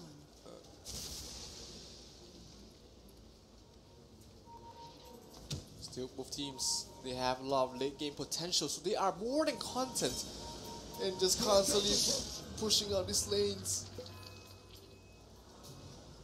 and just getting their next tier of items. Once the BKB is complete on the Phantom Assassin, we might see Geek Fam attempt some sort of play here, but right now without the items they're not going to as of yet. Roshan is out, might be attempted here from the side of Signify as they do drop their Serpent Ward as well. This is not a level 15 Serpent Ward, it's level 13. So they're going to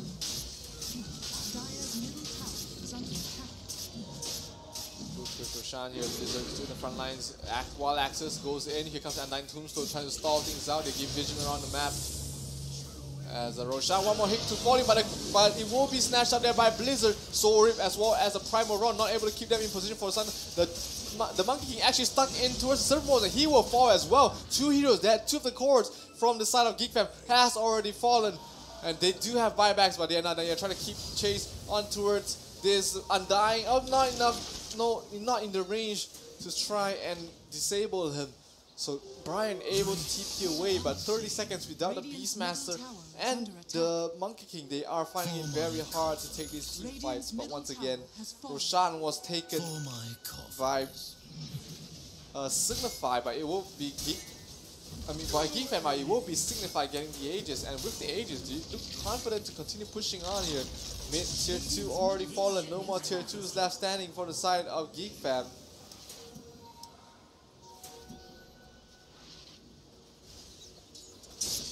And things are still pretty even across the board. 14-9 in terms of skills, 21 minutes in. The net worth is practically at 0 right now. The Juggernaut, Blizzard gonna push the bottom lane wave all the way in and just TP out of safety. Just pressuring this bottom tower with the siege creep, and it's gonna another siege creep coming in as well.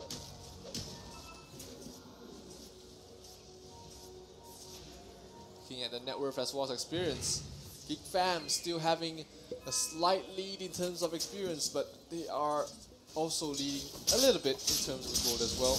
Nothing too major.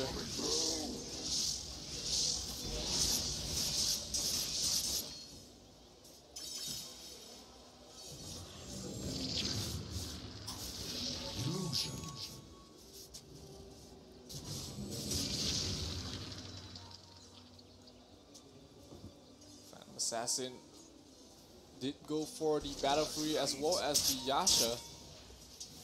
So he's gonna be able to join team fights very soon. They did go straight for the BKB, but with the Aegis, looks like Signify, they are picking up the top tier 2 tower, wants to go straight for it, drops the Tombstone, trying to defend his Soul Rip onto us too. And the Prime Aurora as well, pushing all of them away, and looks like the Wukong's command is going to be used. Crowley dropping down very low, but it's going to be KOX dropping. Crowley able to run away. Omnislash doing so much damage, but Blizzard still left alive. Brian is going to fall there towards Blizzard, and this is going to be 2 heroes down for the side of Geek Fam.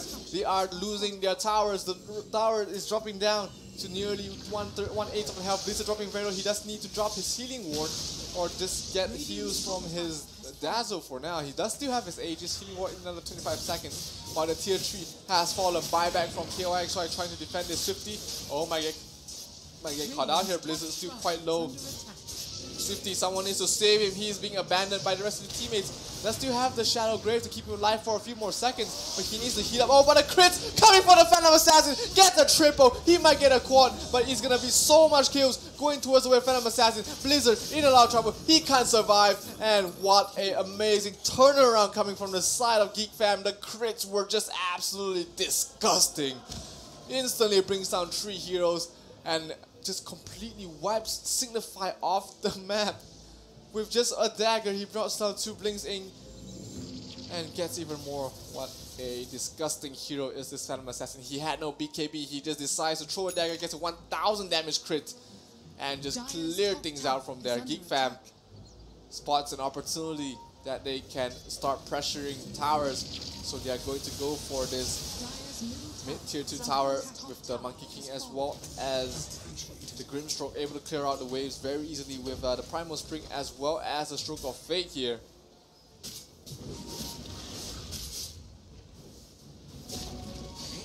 Dire's middle tower has fallen.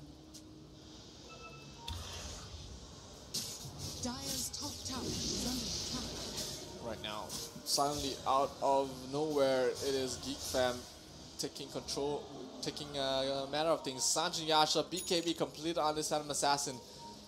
And he's going to be dealing so much damage. Blizzard might be, watch out here. Oh, Negi gets bursted once again by Phantom Assassin, and they are not done yet. They want more there. Blizzard tries to run away. Primal Rock keeps it in check. The Undying Tombstone is popped, and this is going to be one that Blizzard Omnislash trying to bring down as much as he can, but he bounces everywhere, but no one is dead yet. No chance. Caught in the back line. The Hex on towards the Phantom Assassin. He pops the BKB. Wukong's command is used. Triple kill for Clarity. Once again, the Tombstone is down, so is Separate Wars trying to bring down people, but looks like 2 buybacks from the side of Signify is what Geek Fam has been able to get from this team fight. They lose Brian, but they force out so many buybacks in order to secure that, to make sure that the top lane of Raxus do not fall. And right now, this Phantom Assassin, Tino, is an absolute beast right now. Really, really hard to deal with, and out of nowhere we have a sudden spike all the way to 9,000 net worth being led here by Geek Fam, and they are suddenly bursting into action here.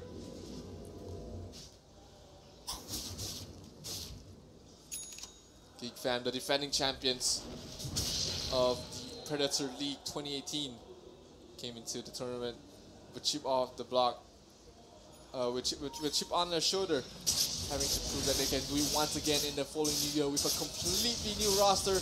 They are playing with a new mid player, Alacrity, facing up against Signify, the best team in India for a couple of years already, who has been pretty much the most stable roster in India.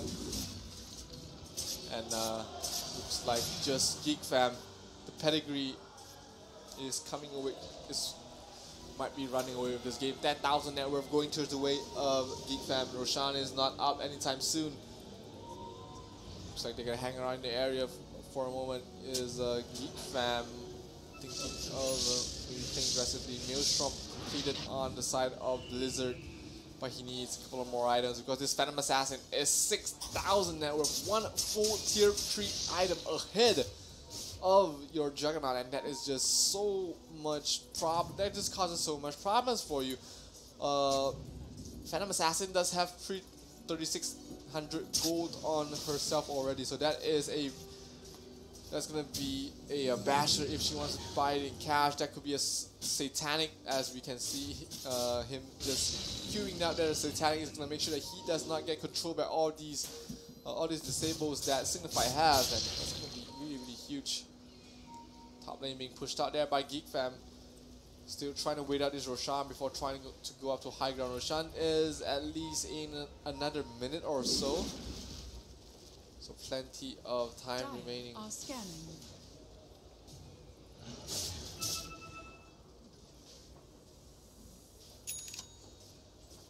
Mid lane pushed out. Crowley in the bottom lane trying to force players from Geek Fam to just back off for now. Deal with the bottom lane. But looks like Roshan, they really want to control Roshan right now for the side of Geek Fam.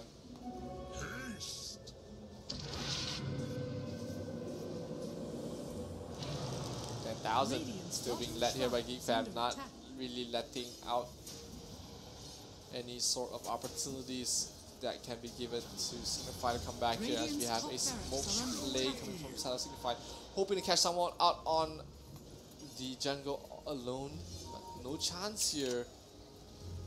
Not able to catch anyone out, but of course if you go to the go to the hospital.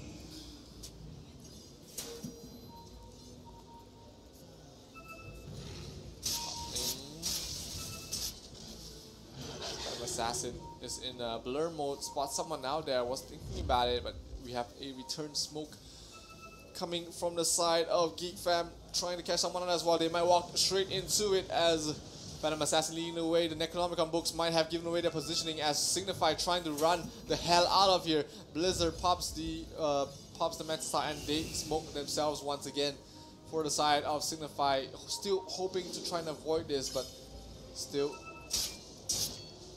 they are not done yet. They are going in so deep. Signify is gonna have to play so defensively, knowing that they can't take any fights towards the other way.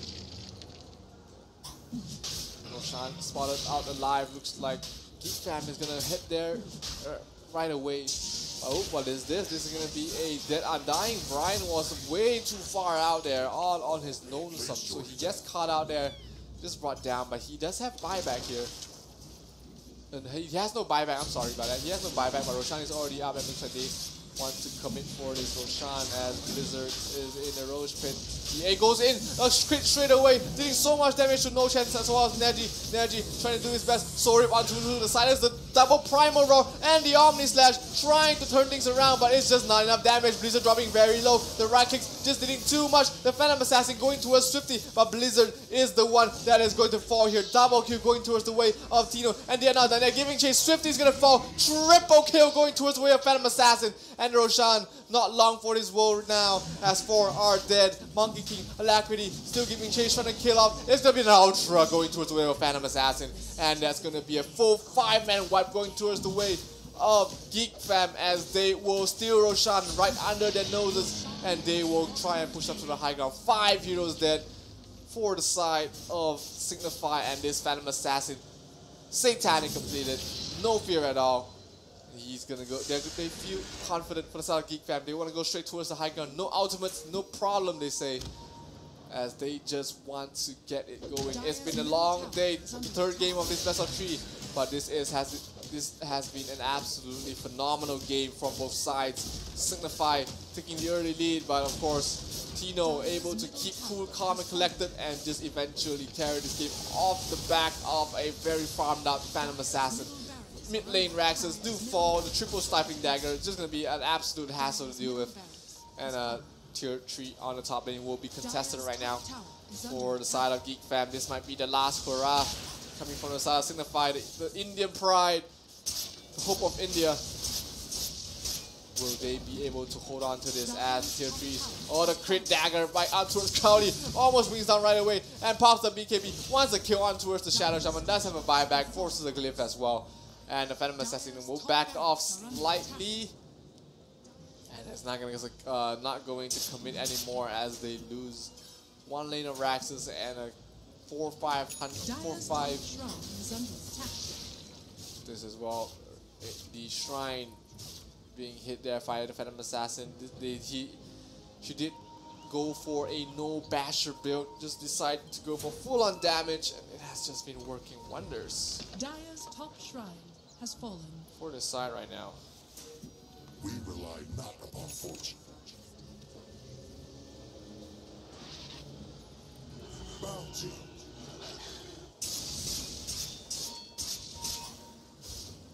19,000 gold lead going towards the way of Geek Fam right now. One in Araxis, one tier 3 has already fallen. For the side, Blizzard trying to push on lane as much as can. Oh, the crit dagger almost brings down Blizzy, and he's gonna have to TP away. And no basher on the Phantom Assassin means that can't really stop that TP away to safety, but he the Phantom Assassin almost has the Abyssal Blade double damage on towards the Monkey King. Swifty in a lot of trouble.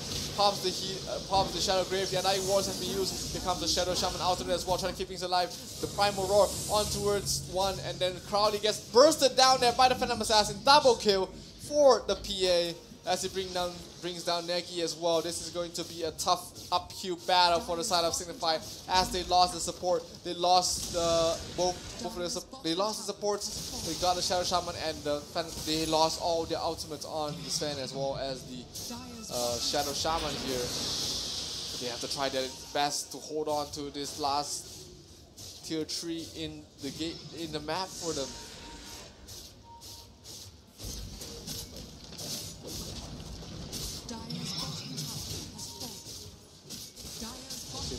Raxus. Oh, meanwhile, Blizzard from behind going straight for Brian, but he might be caught out in a bad position. Brian, oh, Negi does fall towards the PA. Blizzard in the back line is being chased down by 4. Is gonna fall. No buyback on this Juggernaut, and this is pretty much it there. There's no way they can come back from this triple kill towards Tino with the Phantom Assassin, and he just carried Geek Fam on his back as we will have Geek Fam moving on to a round of 8 and Signify dropping down to a lower bracket. What a fantastic game that has happened on stage so far. Game 3, an absolute pleasure to watch, an absolute pleasure to cast, and I hope you guys did enjoy this so far. Geek Fam will be the winners of this Best of 3 series. Moving on forward to the winner bracket round of 8 with a 2-1 score, while Signify will drop down towards the lower brackets. My name is Zero, guys, and we will have much more Dota 2 action happening here at the Asia Pacific Predator League 2019, happening at the National Stadium of Bangkok. So if you are in Thailand, why not head over here? If you're not, I'm happy to have you guys on stream to watch the rest of the Dota 2 action. My name is Zero, guys, and we will be back with more Dota 2 action after a few moments of breaks.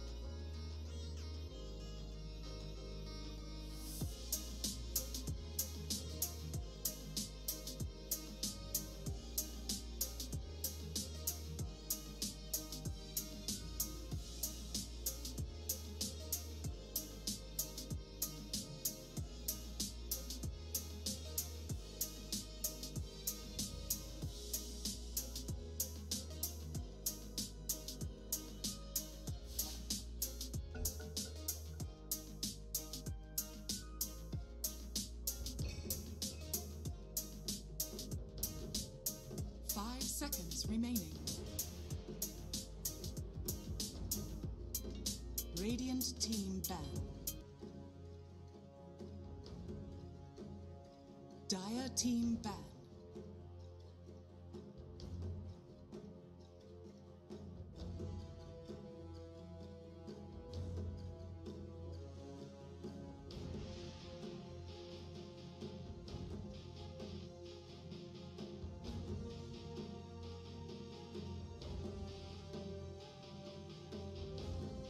Ten seconds remaining.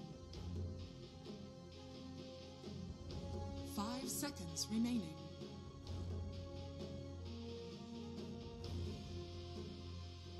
Radiant team ban. Dire team ban.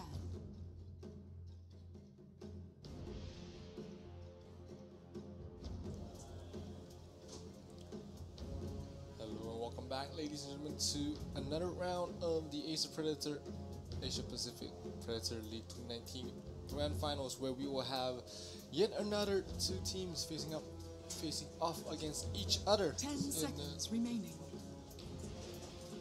Facing off against each other in the round of 8, seconds we have PNX Indomitus facing up against YG. Radiant So, team Indomitus is from Sri Lanka, while YG is a team from Mongolia. So for the uninitiated, YG was one of those teams. They are one of the best teams from Mongolia, and they have also reached at a certain point, I think, top 8 of the open qualifiers of the International 2018. So they are a very, very experienced team. They haven't really made it out there just because of their region being slightly more closed than other regions. You know, you don't see much from Mongolian teams because we don't have a lot of events happening at Mongolia, or even have Mongolian teams included in the qualifiers. But of course, Predator League is one of those that they have spotted the potential of the Mongolian teams, and they are here right now, represented by YG in the Predator League 2019. My name is Zero, of course, and we will be watching the rest of the games on stream today. I swear I thought we were doing Boom ID versus Alpha Red, so I apologize if my homework done on these two teams are not adequate enough. But I've done I know both these teams, so hopefully we should have quite a bit of interesting games coming up for us. Indomitus, of course, is a team from Sri Lanka. They are not. One thing about Indomitus is that they are not a full-time team that are always participating in tournaments. The players are consisted of Sri Lankan players who 5 seconds remaining. who don't play Dota full-time, so they have their full-time jobs, full-time work, but they have banded together to play in the Asia Predator League qualifiers, and they have made it so far, all the way towards the LAN finals. The hockey, their captain as well as their support player is what is known to be a Sri Lankan mastermind in terms of drafting. Paradox is a great player in the mid lane as well. Dire team back. Other than that, the rest of the players are rather unknown in the scene, but hopefully they will be able to put up a good matchup against YG. So the draft of the first game of this best of 3 series have already gone underway here on 9. The Night Stalker, Knights, as well as the Shadow Shaman has been banned out there by Indomitus. YG banning out the 10 seconds Phoenix, remaining. the Tusk, the Tiny, as well as still taking their time with the 4th ban, picking up Grimstroke and Chaos Knight for themselves. Indomitus picking up the Winter Wyvern as well as the Troll Warlord. So a lot different than the picks that we've seen between in the first series of this stream. We've seen at least the first series that I've casted. We've seen Signify versus Geek Fan focusing a lot on the Dazzles, on the on the Nature's Prophets, on the Shadow Shamans. But this game, they have completely different focuses in terms of the draft. Winter Wyvern picked up by Indomitus as well as Troll Warlord. Winter Wyvern is one of the heroes, a great counter to the Chaos Knight at whatever stage of the game. thanks to just percentage-based 5 damage seconds from his first skill, as well as always having the Winter's Curse is a great counter to all these illusions that they can just blow up your opponent really easily. Grimstroke, on the other hand, is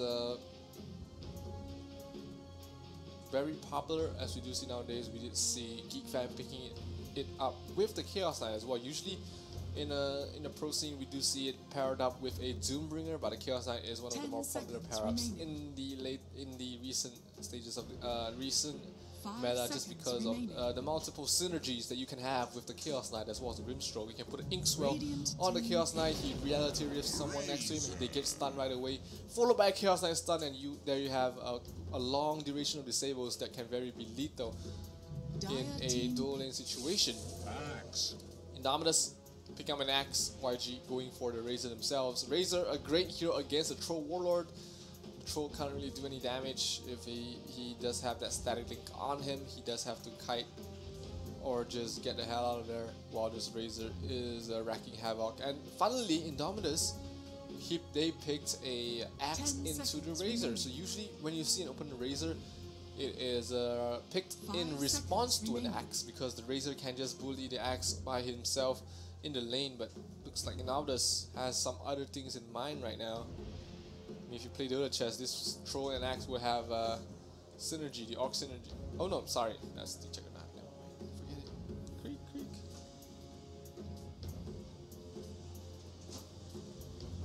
Lich has been banned out by Indomitus as well. YG banning out the Centaur as their response, not wanting to give them a lot of sustainability with the Centaur as well as the Winter Wyvern. There's a lot of teamfight potential that Indomitus can go for. Meanwhile, Indomitus banning out the Lich, not giving YG a defensive support. They have a Grimstroke for the moment, but there are a few other supports left in the pool that they can pick up to work around the Troll Warlord. Because of the axe, in the pool, Dazzle is not the best hero, but you need some sort of save against this Troll Warlord. And we might see something else here. Sven will be the pick coming from YG. Great pairing with the Grimstroke. The shields coming from the Warcry from the Sven keeps everyone alive. And of course, having an extra stun does really well with the Soulbind from Grimstroke. You essentially get to stun two huge areas with the Sven. So they have that synergy going for them. Indomitus picks up the OD as their fourth pick, most likely their mid lane hero. So they have been showing a lot of their cores already for the side of Indomitus. YG, they still have their mid laner or the safe lane carry or the off laner still left open. I mean, Sven, Razor and Chaos Knight, they are interchangeable in terms of roles. Sometimes we even see the Chaos Knight being played in the mid lane. So it would not be a surprise if YG decides to go for that route. Just have to wait and see how they decide to lane these things. Sven, of course, can be played in off lane or a support or a carry position. So definitely a lot of ways that YG can approach this draft. But Indomitus running down their time. They have 2 minutes left in reserve time. They're gonna ban a Pugna, which is great to lane, a great laner against the OD. So they take that out of the equation. Bat Rider will be the last pick for the side of Indomitus, giving themselves that initiation. And this axe might be a position 4 axe, or this could be a position 4 Bat Rider. Either way, things they have pretty strong lanes as they go. You can put an axe and a Bat Rider together in the lane as well, so plenty of situations where you can make this lineup work. I mean, you could even put the axe as well as the Winter Wyvern in the off lane, leaving the Bat Rider to just play position 4 support and just constantly annoying whoever is in the off lane facing up against him and the Troll Warlord. YG looking to round up their lineup with this last pick. Do have plenty of heroes left in the pool for them. Could be taking a mid hero that does well against the OD. They could put the Razor against the OD, which is one of the old school counters to the hero, but we haven't seen that matchup too much nowadays. 30 seconds left in the reserve time for YG to decide how are they going to play this lane. Do they want to maybe put the Razor against the Bat Rider, which we have seen sometimes. The Razor can just bully the Bat Rider out of the lane. They could decide to put the Sven off lane, a Chaos Knight carry, and then, but then that will be having a tougher time with the Chaos Knight against the Bear Rider. Of course, they do still have that kill potential as well. So there are many ways that YG can look to run on the draft, and they will pick up a Beastmaster to finish things off. So this will be a position 4 Sven, a position 5 Grimstroke, an off-lane Beastmaster, and a mid-lane Razor. Not too bad. Greed will be on a Chaos Knight, and of course VS on a Razor. Meanwhile, for the side of Indominus, Hockey on a Winter Wyvern. Gonna have Toad Boss on the OD, in search of Juliet on the Bat Rider, 6 on the Troll Warlord, and Renegade on the Axe. So we're gonna jump into game 1 of this best of 3 series very soon. Looks like Paradox actually is not playing here for Sri Lanka. They are using a stand-in, which is Renegade, so they are going to be mixing around, and the positions are not really clear to me yet. So we'll wait and see how these two teams are going to play it out there. It's going to be YG racing up against Indominus. Both teams from rather unknown regions. These players are nonetheless very good to represent their country in the Asia Pacific Predator League 2019 finals. And we're going to have a fantastic game to go underway here. Game 1, ladies and gentlemen, this is going to be game 1 of this best of 3 series between YG and Indominus. Indominus playing the green side, and of course YG on the dire. Who will it be? Will it be the Sri Lankans, or will it be the Mongolians who will move on to the round of 4, the winner bracket semifinals? Let's just wait and see how both these teams will match up. Game 1 going underway. Hockey on the Winter Wyvern, 6 playing the Troll Warlord. We have on the side of YG, Dazai on the Sven, Greed on the Chaos Knight. So they're gonna be going for a dual off-lane setup here. VS playing the Razor, going here towards the mid. Once again, the matchup, the old school counter to the OD, just stacking the OD, and he can't really go for Astro, especially in the early stages, in the early game, because of the low range that the Astro does have. If the Razor is able to secure the lane earlier on and just make the OD under level, this will be a huge opening there. Meanwhile, top lane Renegade playing the Axe, instead of Juliet playing the Bat Rider, TSL for the side of YG playing the Beastmaster, and Blood Sugar on the Grimstroke completes the lineup for the side of YG. Smoke coming in, Dazai opening vision for the rest of his teammates. They do not spot up anyone there. They're trying to control as much as they can earlier on. See if they can get multiple bounty runes. Dazai does have the stun already skilled up. They do know Hockey is there. They spot him out with a ward. Thinking about it, Hockey is not really in a position to... Oh, this is close, hiding behind the trees. Hockey's gonna walk into his death if he goes one step further, and one step further he goes. Inkswell, the Chaos Strike, and the stun coming from Inkswell should be able to finish him off. One more right click. Oh, he's trying to juke it off. Hockey in the trees, but he gets spotted out there, and it's gonna be Greed taking first blood very early on. 3 heroes committed there, as well as a Smoker, as well as a ward. But nicely done there, giving themselves a slight lead earlier on. Could be the opening they're looking for. Top lane is going to be Renegade, as well as in search of Juliet, taking bounty runes apiece. It's going to be two for two on both sides. Greed and the Sven, Dazai in the off lane, as well as the Grimstroke. This is going to be an aggressive tri-lane, leaving the Beastmaster solo here. So this is going to be a carry Chaos Knight, which is a very dangerous lane. There's just so many stuns in this lane that they really have to watch out for. And Dazai is just standing there, forcing people to back off, because as things goes, it's gonna be a lot of kill threat in this top lane, in this bottom lane, with the amount of stuns that YG has.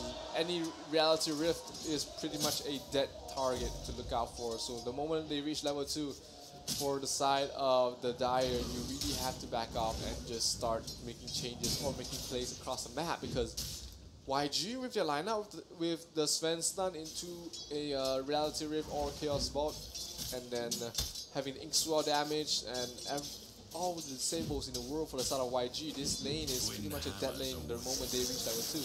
But lane, here we go, it's gonna be, yes, that's what the play I was talking about. Just link up on the OD. The OD will not be able to take any last hits. and you just pull the creep wave back up to your high ground and just get all the denies, and that puts the OD under leveled, and he's gonna have a really tough time to recover. So looks like YG does have all of this covered up. They do know what are the tricks on the books that they can do.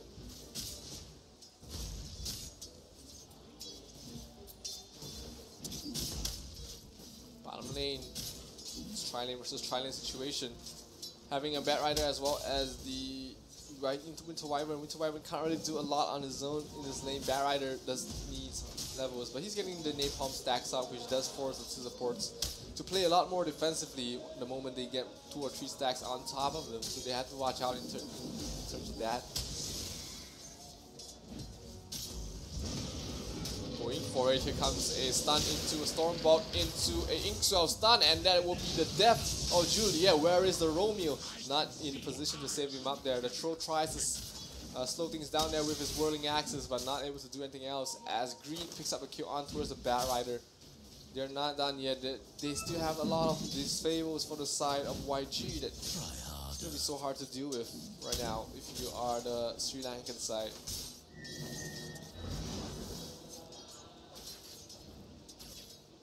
OD versus the Razor only level. Oh, I mean the OD only level 2 right now after all these creep waves, and he just being bullied out of the lane there by the Razor. VS 15 denies on this Razor, absolutely dominating the lane against the OD with only one last hit before denies himself. Oh, Juliet might be some trouble. Here comes a stun on towards the Troll. Here comes a follow-up stun from the Stormbolt. Inkswell chasing him up, the Whirling Axis, buying some time, but the Swell will connect, and Purple Haze dropping quite low. He's trying to give chase there, but the Baron, oh, but a Stroke of Faith able to do a lot of damage, brings down instead of Juliet dropping very low, and so he will fall. Double kill going towards the way of the Grimstroke, and they are not done yet. They want more. Hockey dropping quite low as well, but Green was not in any position to try and continue fighting there, so has to back up, pop the salve, and not able to get the third kill on the lane. Meanwhile, mid lane is still VS dominating the lane absolutely. Looking at the last hits, 4-4 against 12 to 15 denies. Absolutely beast game coming from the side of the Razor, and that's what keeping our network low so far.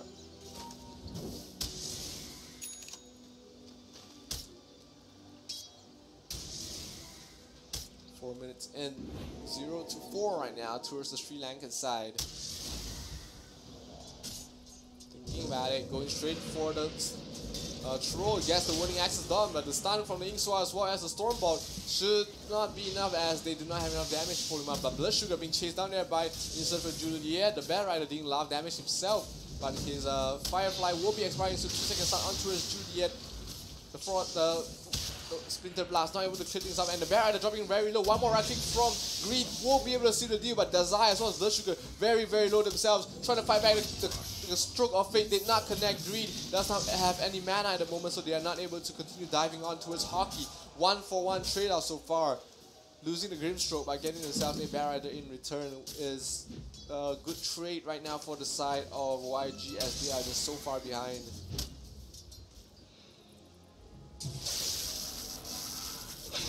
VS chasing up with Axe gets a lot of damage stolen as well, so he will have that opening for him. The Zai smoked up, hoping to get a gang on towards the mid lane. They do have the Grimstroke moving into position as well, so the moment that OD uses an Astral, that is the opening that they can go for to get a kill on towards this OD. Only level 4 right now. Thinking about it, trying to get into position. It's nighttime.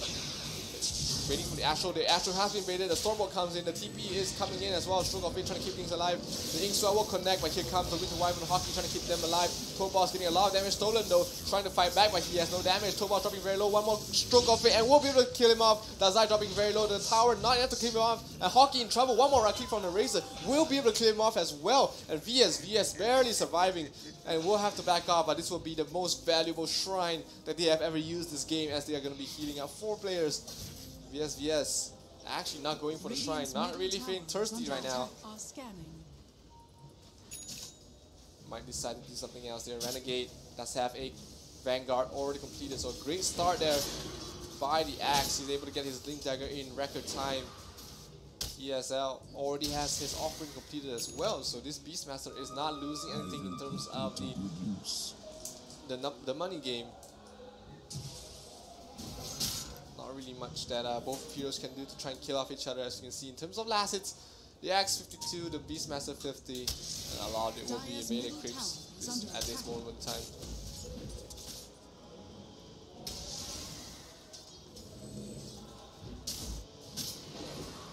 Bottom lane constantly being a threat here. Renegade trying to chase off into TSL. Oh, but the Cold Embrace keeping the Bat Rider alive for the moment. Hockey chasing down towards Greed. Greed dropping quite low. The Fire Blast will actually force them back there. Hockey dropping very low. The stun follow out coming from Greed will be able to finish him off. Sugar as well.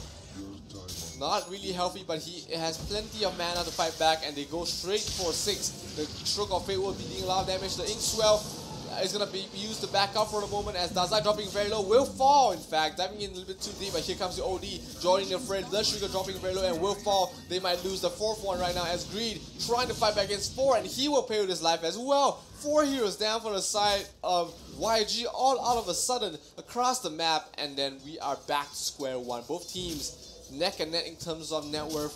Experience wise, I don't think it's going to be too much of a difference right now, but Renegade getting the buck of the farm. Trying to give chase here. VS spots the axe out. The Stormball is going to connect, and this is going to be a dead axe. Even the Eye of the Storm used to secure the kill. It's a rather short cooldown, so VS will be able to continue jungling with the ultimate on as well. So not too much being wasted on his side.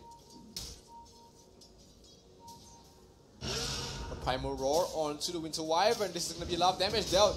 The stun from the Chaos Knight did not reach in time, but Hockey is already in a lot of trouble. Reality brings him in, but here comes 6, trying to fight back with the Whirling Axes, keeping everyone alive for the moment. Greed turns around, gets a stun up, but here comes the big bag OD, the Toad Boss. Actually uses the imprisonment on himself, a mystic it feels like, but he is able to get a kill anyways, as 6 gets the last hit. Primal Boar summoned there, trying to slow things down, hit the OD one time, and that should be able to secure his escape there. TSL picks up a regen rune for himself, so a great bonus here, but here comes the OD as well, gets a Phantom's Embrace stuck on him, so he's gonna get back.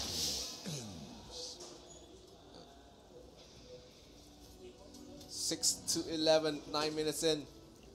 The Axe is still getting absolutely free from up in the top. It has not been making any rotation so far.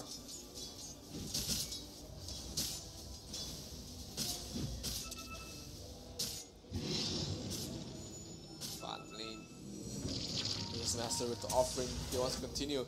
6 in a lot of trouble. Here comes the Phantom's Embrace as well as the Inkswell is going to stun up the Axe. Axe gets pulled back, gets stunned up as well by Greed. And Hockey in a lot of trouble himself. Does not have a TP, or will probably not be able to TP out of this. And he's going to fall as well. Double kill going towards the way of Greed, as they will be able to get this bottom tier 1 tower almost for sure.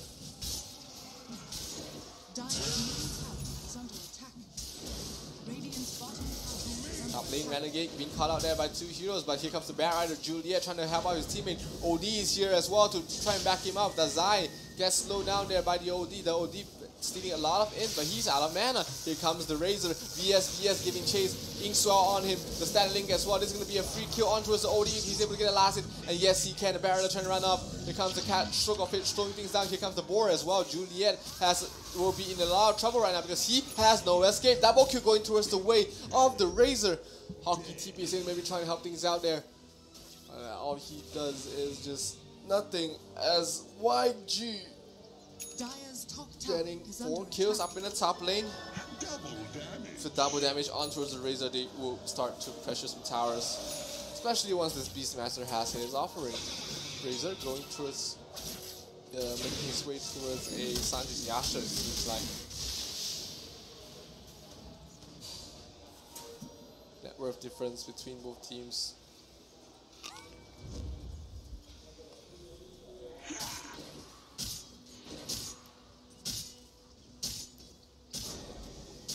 Comes a smoke rotation coming from YG, hoping to spot something out here. There is Soulbind up and running, so they have opportunity to get a 2-man stun into a 2-man relative rift here. From the side of YG, Hockey across the corner.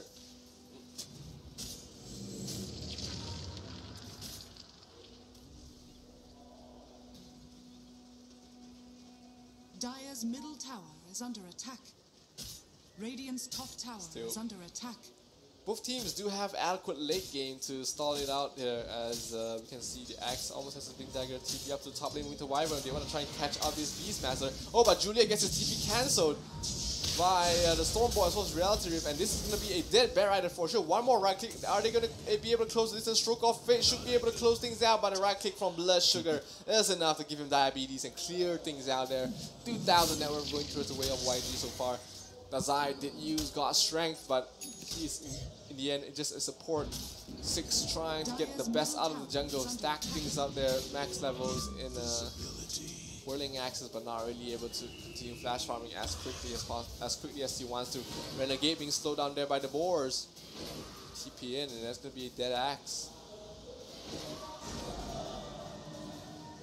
Astral Imprisonment getting on towards the Beastmaster. TSL tries to fight back, uses the Primal Roar on towards the OD, but here comes the curse, the 2-man Phantom Embrace, trying to keep them in check there as the OD dropping very low. He's gonna fall, the hammer does almost no damage. Stormbolt connects on towards the Axe. The Axe is trying to run away, uses the Brazil's Call, pull things back. Juliet is in the fight, level 5, no lasso, but that's gonna be a dead Axe as well. VS gets a double kill, and Greed as well kills off the Bear Rider. 4 heroes down for the side of the Sri Lankans, as Indomitus is facing a rock wall. 5k gold lead after that team fight. VS, we don't see much Razor nowadays, but he is just starting on opponents right now.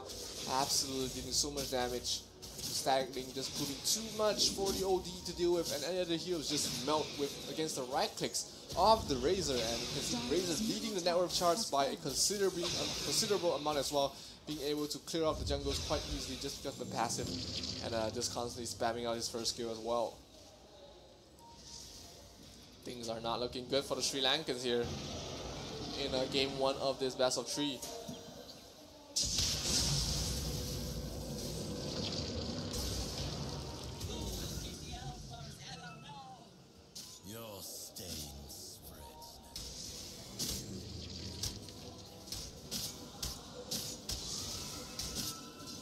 Lane being pushed out there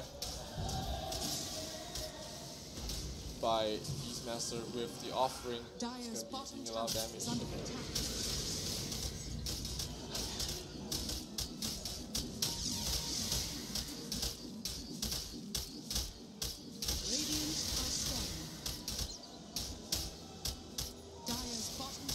Chaos Knight off his ultimate, not even catching anyone else, so he's going to be just clearing the jungles here. He does have his Midas as well as he's going to have his armlet almost complete, so that's going to be a much more team fight, giving the Chaos Knight additional damage here. But YG feeling very confident right now. Go straight for the mid tier 1 tower. The Crit Wave is there to meet them up, and they're going to be able to make short work of this mid tier 1 tower.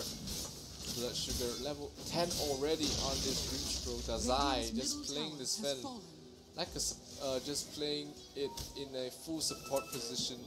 The nice ward from the side of YG do spot some people out there, and they're gonna catch these TPs. Hockey trying to run away. He does have a Winter's Curse if he wants to use it defensively, but he should actually trying to run away with this. Oh, the curse of the Stroke of Fate though does connect on him, and he is gonna fall. One more right click from the Razor, from the very speedy Razor, able to bring him down. And once again, things are not looking good for the Sri Lankan side as they try to hold on for dear life, trying to find some space for the Troll and the Axe to continue farming. But this Razor is going out of control right now. 8,400 net worth. Once he has his skill completed, this Axe is not going to be much of an impact. The armlet completed on towards the Chaos Knight means additional bonus damage into all these team fights as well, and pretty much harder to deal with. Bear Rider trying to stall things out with Firefly clearing out the mid wave. It is 15 minutes in. There are siege creeps everywhere across the map, so bottom lane seems to be the next choice for the side of YG, with the Beastmaster already poised down there to try and defend this. Siege creep is going to be doing so much damage to the tower thanks to Inner Beast, and they are going to just melt down this bottom tier 2 tower, and might actually go for a tier 3 as well, because they have nothing stopping them. Almost 10,000 net worth lead, and they are pinging bottom lane. They want the tier 3s. There we go, a kill on towards hockey there by the two supports already. Axe, oh, pullback, maybe trying to get a pullback on the Axe, but the nighttime fog will stop the animation. But here comes Greed, popping the ultimate, wanting to continue pushing on here. Juliet trying to slow things down. Yes, on the Razor, doing so much damage towards the tower. The illusions doing work as well. Chaos Knight is melting down these towers. 3 seconds left from the Winter's Curse, and it looks like YG has had enough of it, knowing that they can't really fight against the Winter's Curse in such a choke point. Smart call coming from the side of YG, going to back off here. Trying to get some more farm here. Razor does have his Eel Scepter already completed as well. Don't want to lose out early on. 17 minutes and 24 kills. Going towards the way of YG as the enemy has 7 of their own.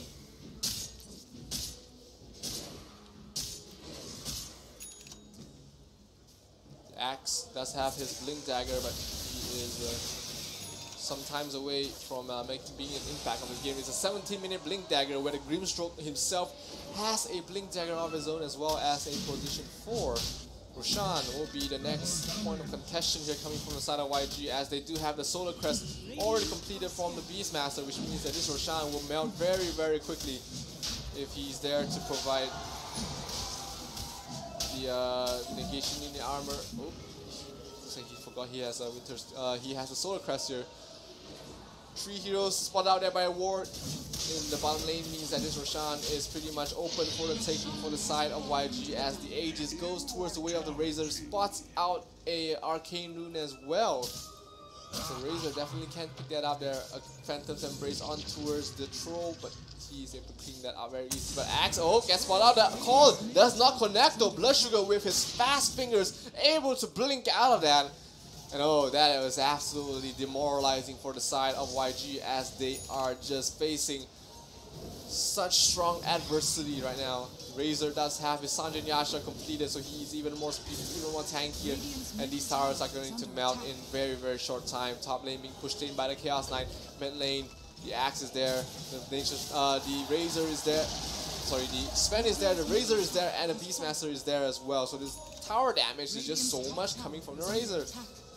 Being one of the fastest heroes right now, 10,000 net worth on his end. Blink Dagger also completed on the side of TSL, so there's so much initiation coming from the side of the Mongolian teams that, oh, they spot someone out. VSVS spots out the Troll. He does have an Eel Scepter. Surprise, Eel him. Ah, there we go. More damage being stolen. There's nothing that the Troll can do. Tries to fight back. Pops the ultimate, being kited out now. There is absolutely no damage on this Razor. I mean, no damage on this Troll, because it's all on the Razor, and they lost their carry. 30 seconds left on the clock. Tier 3's being dealt damage right now. The Beastmaster is not there to provide the aura, but is slowly being chipped down there right now. Greed is there. He has his ultimate. Might pop it for this push, but maybe waiting for the next creep wave, or maybe waiting for the Razor to join them in their endeavors. As Greed standing in the front lines, so much regen, so much health on them. Effective health is so crazy on the side of YG right now that they can really continue pushing here.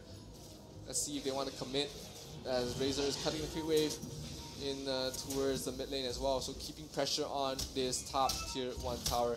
Morning time, it is 30-20 minutes into the game. Greed, oh, here comes a 2-man sword into a 2-man primal roar. So much damage by the Axe on towards the backline. This the Winter's Curse stopping him for the moment, trying to fight back. TSL still alive, though they are just so tanky, too far ahead. The stun coming from Dazai, able to clear up to Toad Boss. Toad Boss buys back, gets called out once again by the Axe, trying to back off. Dazai is still very, very tanky, trying to back off. The Battle Hunger is going to slowly chop him down, but no, the Axe call is not going to connect. Another Phantom Embrace on towards the Axe. The Hammer not doing any damage at all. VSVS in the front lines. The Ink Swell is going to connect on towards the Troll. VSVS using himself up, kills off the Troll. No, the Troll is still under ultimate form, but he's dealing no more damage, as Dazai is going to not die at all. TSL still alive. Juliet, Purple Haze, Renegade gonna fall. Everyone is gonna fall. It is going to be a triple kill going towards the way of the Razor. The tier 3s does fall. VSVS not anywhere to close the die. He does have his Aegis, and he's going to continue pushing on towards his Raxes. Buyback, only 2 heroes left. No buyback on the rest. A stun on towards Juliet, and he gets melted down there by the Whirling Axes. Physical damage way too strong on the side of YG as they go for the tier 3s and the Raxes as well. Raxes will fall. VS. Aegis still there, still left alive. 60 HP trying to kill him off is Hockey, but Hockey not able to reach him at all, and that will be the first lane of Rax going towards the way of YG as they are leading such a huge lead, 7-31 in terms of kills, 24,000 net worth going towards the way of YG. And looks like the Razor has suicided to the neutrals, but he will jump back stronger. Full health, level 20, another talent underway, and they are going to not stop at all and continue pushing the other lanes. Why do they need to stop? They have all the regen in the world, the Beastmaster regen aura from the offering. They have a couple of earn charges as well to keep everyone pushing. And Chaos Knight, the only downside is, oh sorry, Chaos Knight still does have his ultimate, so there is nothing to be afraid of, waiting for the Acceptor of the Razor to reach him right now. So the moment he has it, they are going to start melting down his towers with Eye of the Storm. And here we go, the Acceptor being flown in right now. The Beastmaster almost level 18 as well. They are all hitting all these spikes, all these power spikes that there's nothing that the Mongolian team can do. The Zai himself is very tanky. We did see the last team fight. They lost no one in the engagement. And right now the shrines are gonna fall. No more shrines left. Only 2 more lanes to be defended. The Acceptor has already reached VS, and he's going to be a force to be reckoned with. Pushing on towards the mid lane. The only hope right now, the only saving grace is that they still have the Winter's Curse. Possibly, just possibly, one nicely placed Winter's Curse catches 5 heroes. The only able to steal up in, and it drops a big hammer. But that is a very big ask for a team down 20,000 net, 27,000 net worth. The Eye of Storm doing damage. Hockey in the front lines gets caught out. Their axe maybe tries to save someone, but the axe calls on towards the CK. The hammer only deals mana damage, but the pullback or the Winter's Curse, this is the one they're looking for, but there's not enough damage. The Chaos Knight almost falls, but still walks away from that with 3 HP. What an amazing turn of events there, as Green able to just walk away, losing no one yet for the side of YG. The tier 3s in the mid lane in a lot of trouble. VS in the front lines, very tanky, not afraid at all. No buybacks on all the cores. The Troll Warlord is just too far out of this game that there is nothing they can do. Dazai blinks forward, gets a stun on towards Juliet, and he will fall in front of the of his fountain as well. And this is pretty much it. This is going to be the last lane of Rax's YG knocking forward, knocking it down, and it's going to be GG well played, being called there by Indominus, as YG will take game 1 of this best of 3 series between both of them. Fantastically played there across both sides, but YG was just absolutely dominating across 3 lanes. The Razor just destroyed the Armor Devourer in the mid lane. VS was the highlight of this game, and they will take the victory in game 1, and they are 1 step away from making it to the round of 4, the semi-finals of the winner brackets in the Asia Pacific Predator League. Guys, my name is Zero, and we'll be taking a short break before we come back with game 2 of this best of 3 series. So don't go anywhere. We'll be back with more Dota 2 action coming right back.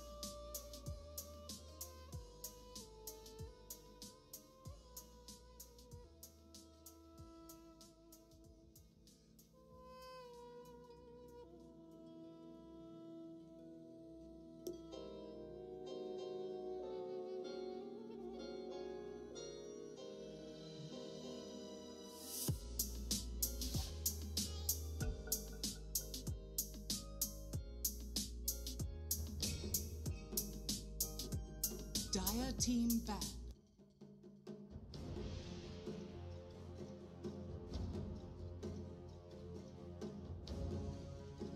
Radiant team ban.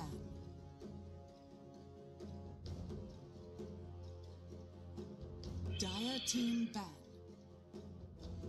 Radiant team Dire team ban.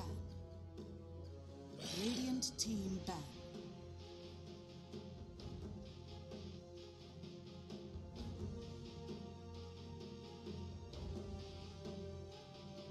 Dire team pick.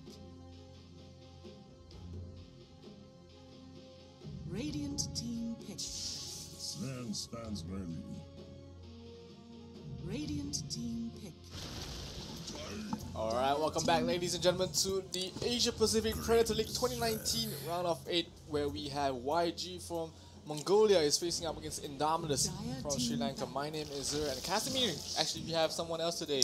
We have Mona Ming on the with me right now. Yes, most definitely. So this game is looking to be very one-sided. I believe in the first game it was Indominus. YG. I believe that one that was stomping Indominus actually in a very one-sided fashion. Yep. Throughout the entire game, all the lanes just went towards the way of YG, and from there it was just there was no way that Indominus could take anything out of YG. But this is game 2. Let's not take game 1 and put it into game 2. This is a completely new game, a completely new draft from both teams, and we can see Phoenix, Tusk, as well as Elder Titan already banned out from the side of YG.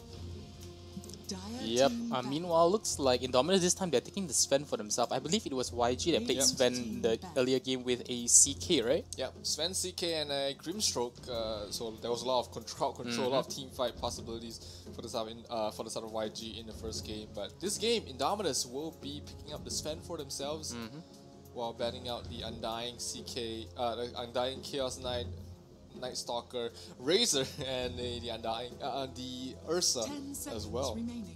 Yeah, I'm not liking the Lifestealer pick too much. It's a little bit too early. Yeah. It's a strong carry, but you don't want to pick it into counters because right now you don't see the enemy core, you don't see the enemy off lane, so there are still a lot of ways that YG can counter play around it. Yes, yeah, exactly. So and Slack will be one of the easy ways to counter Lifestealer. There's a Cotton Steals when it comes to his stats with the Shadow Dance to actually top it off. Well, the saving grace is he has the Rage to just break out of the pounce, but that's mainly it.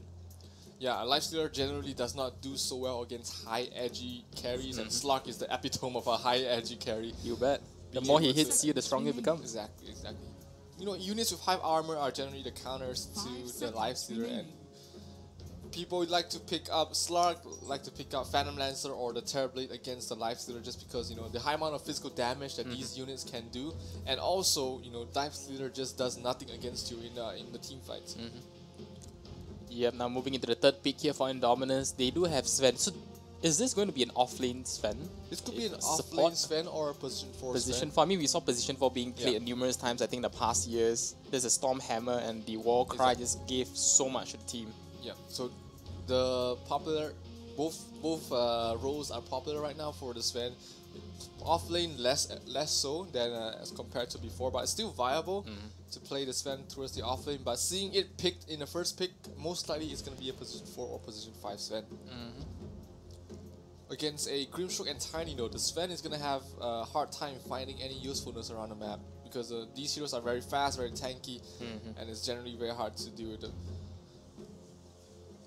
Yep, looks like Indominus taking their time here with their third pick, not knowing what to pick up just yet. So now that you have a Slug in the enemy side here, what kind of supports they can play to kite around the hero? You probably need something that's not easy to die or has some sort of AoE lockdown, or just AoE damage in particular does really well against the Slug. In terms of position 5, I think I can see Lich working out very well against the Slug. Does have a lot of defensive capabilities, does have a lot of magical nuke, and of course the gaze is, since Sinister Gaze does really well against the Slug, being a long duration disable, but we'll have to see what they go for. Disruptor. Oh, Disruptor. There are ways for the Disruptor to play against the Slug, but generally the Slug, once he sees the Disruptor and cuts him off anyway, it's like free food. Yeah, that's the thing. Slug whenever gets a Shadow Blade, I'm just not liking the Disruptor's position in this game. Like you mentioned, it's going to be a freebie. Yeah, there's not much defensive capabilities right now for the side of Indominus. They have the Sven with the Warcry, so the shields are great, but they definitely need more than that. Yep, and now we have a Nature's Prophet being picked up here for YG, so a little bit more of a global presence coming out from them. And by the looks of it, plenty of tower push as well. They were lacking a little bit in tower push, but I think Nature's Prophet is a nice hero to to just solve that problem. Nature's Prophet played in all 3 lanes, can be played in multiple positions as well, so definitely not showing anything for the side of YG. Right now we only know we have a carry Slark and a support Grimstroke, that's about it. The Tiny can go towards mid, can be played as a position 4 support, can be played off lane as well, so that's one of the strengths of the Tiny, which is the reason why we see it banned in so many of games. We've seen it banned 4 times before this match. Yep. This is the first time he went through the ban phase, and bam, YG picks it up right away, knowing the strength of the hero is just too much to be ignored. Likewise, Nature's Prophet can always be played as a position 4, 5, or even a position 3. Yes. The Sprout at level 1 is just so useful, especially against these kind of heroes. Yeah, kiting the Sven, kiting the Clockwork, even the Disruptor. Lifestealer. I mean, if Lifestealer pop up the Rage, all I gotta just plant out a Sprout, clicking on the ground, and he's technically just going to be staying there for the next 2-3 seconds. And the way people are playing Nature's Prophet now, building all the aura items on him, he is very hard to die as well, so YG definitely looking to be the much... I mean, for me right now, they have the much better draft, more well-rounded draft. They have everything they need, plenty of magic damage, a lot of physical damage as well, late game potential, tower push. I think the only thing they are really lacking is some sort of initiation, because you cannot rely on the Tiny to just walk in and or even blink in and get a stun off, because the Lifestealer, for one, can always just rage at any time. Yep.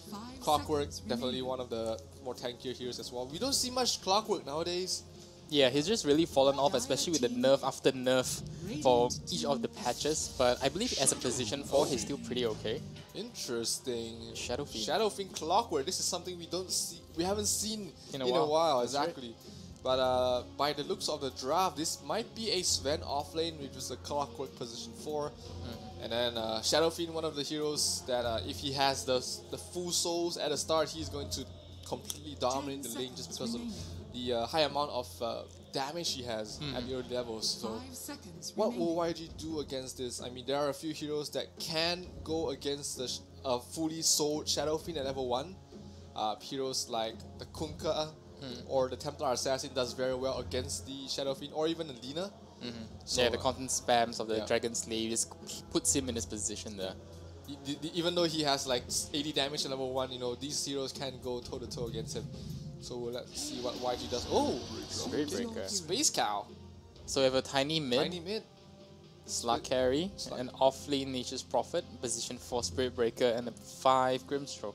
Yeah. Changing the Tiny Mid is very smart, I think, because Tiny has, you know, crazy amounts of to deal with the Shadow Fiend. An 80 damage level 1 is to put your own 80 damage level 1 facing up against him. So YG really does seem to have everything they need in the books. Multiple global presence heroes with the Space Cow as well as the Nature's Prophet. I mean, as the winner will move on to the semifinals of the Asia Pacific Predator League 2019.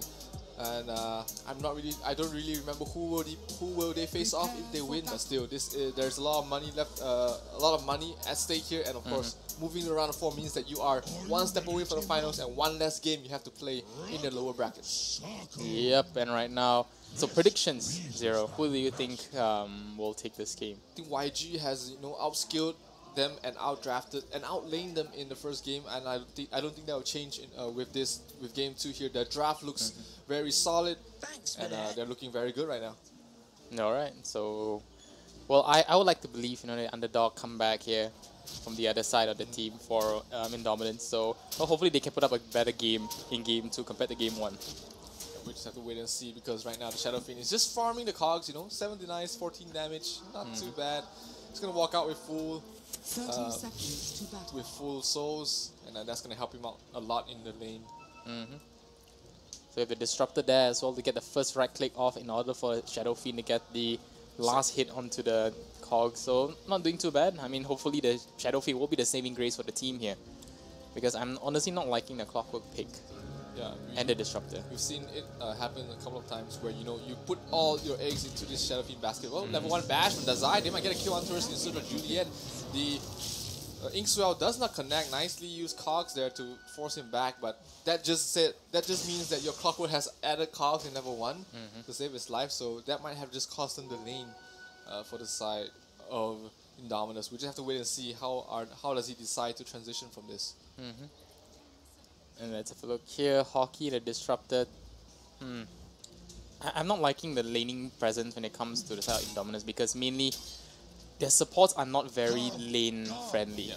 Disruptor, I mean, nice. You zap him a couple of times. He eats a few tangles and he's still continuing to be back in the lane. So he's not one of those instant threats you see in the lane.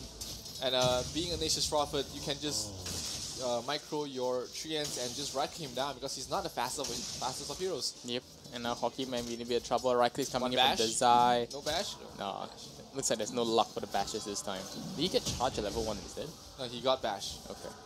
Usually we do see people get charged at level 1, but I think Dazai just is feeling lucky today. Still, Cog being used there, bottom lane not really doing that much. Greed still being able to get all the last hits he needs in this lane. Nothing much that two melee heroes can really do to force Slark out of the lane.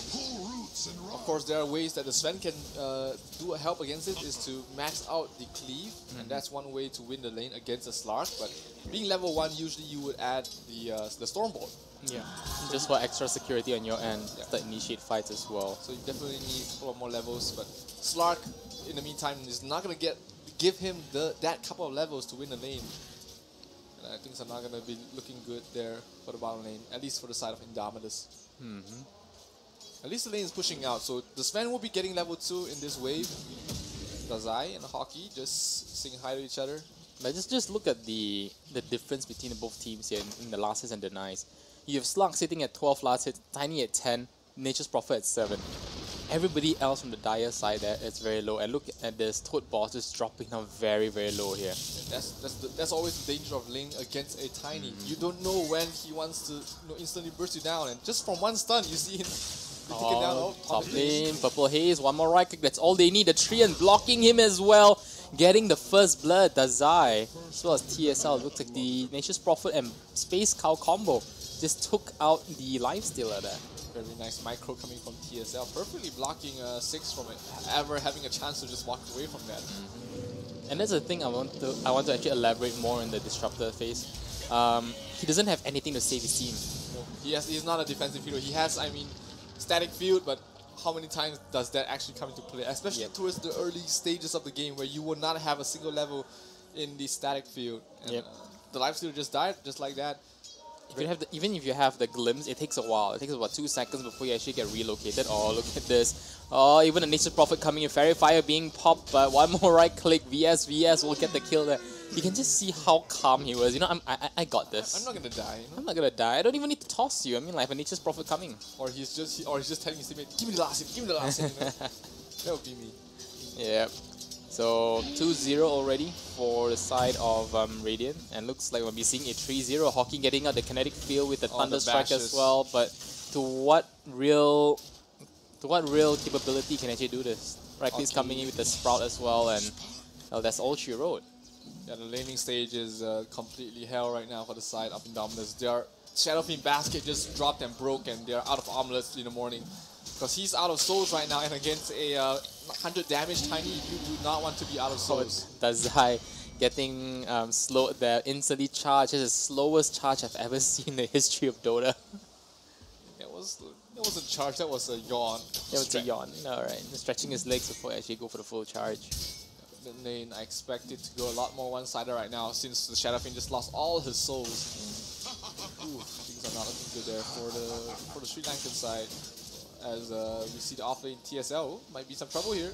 Open wounds, not enough to reach. Oh, VS, Invis rune. He has no bottle. He's gonna pick it up anyways. And being able to walk back to lane. TSL, TPs, oh wait, one more right click, but the damage from the Lifestealer was just too much and they get themselves a kill, but they might get a return here. The body blocks, do they have it? Oh, bash, where's the bash? Here's the bash, one more right click, he actually seals the deal. May want to go for more into Hockey here. Can he go for one more? That's one more charge, that's all he needs. And it looks like they will go for it. Nature's Prophet even jumping in as well. gets the kill onto the Disruptor, and it's 5-1 right now. And look at this bounty rune lane here. It looks like the clock will trade his life for the bounty rune. No, apparently he'll survive. It's very, very hard to chase against a clockwork when you're just dancing every few seconds there. Still, things are not looking good there for the side of Indominus as they're constantly diving on towards 6. He's behind the tower, so many creeps there. Charge coming in, TSL caught between the Sprout, and he cuts a tree, but another tree is in the space. TSL, oh, the Rage, keeping him in check for a moment, but is there enough damage for 6 to survive? One more round kick, no there is not, but TSL most likely will pay with his life as well, as the Disruptor able to get the last hit, but once again, Dazai with the bashes. It's pretty much an active bash right now. I want to bash now. And then it actually happens, and now Hockey gonna be in a bit of trouble, actually in the whole world of trouble right now.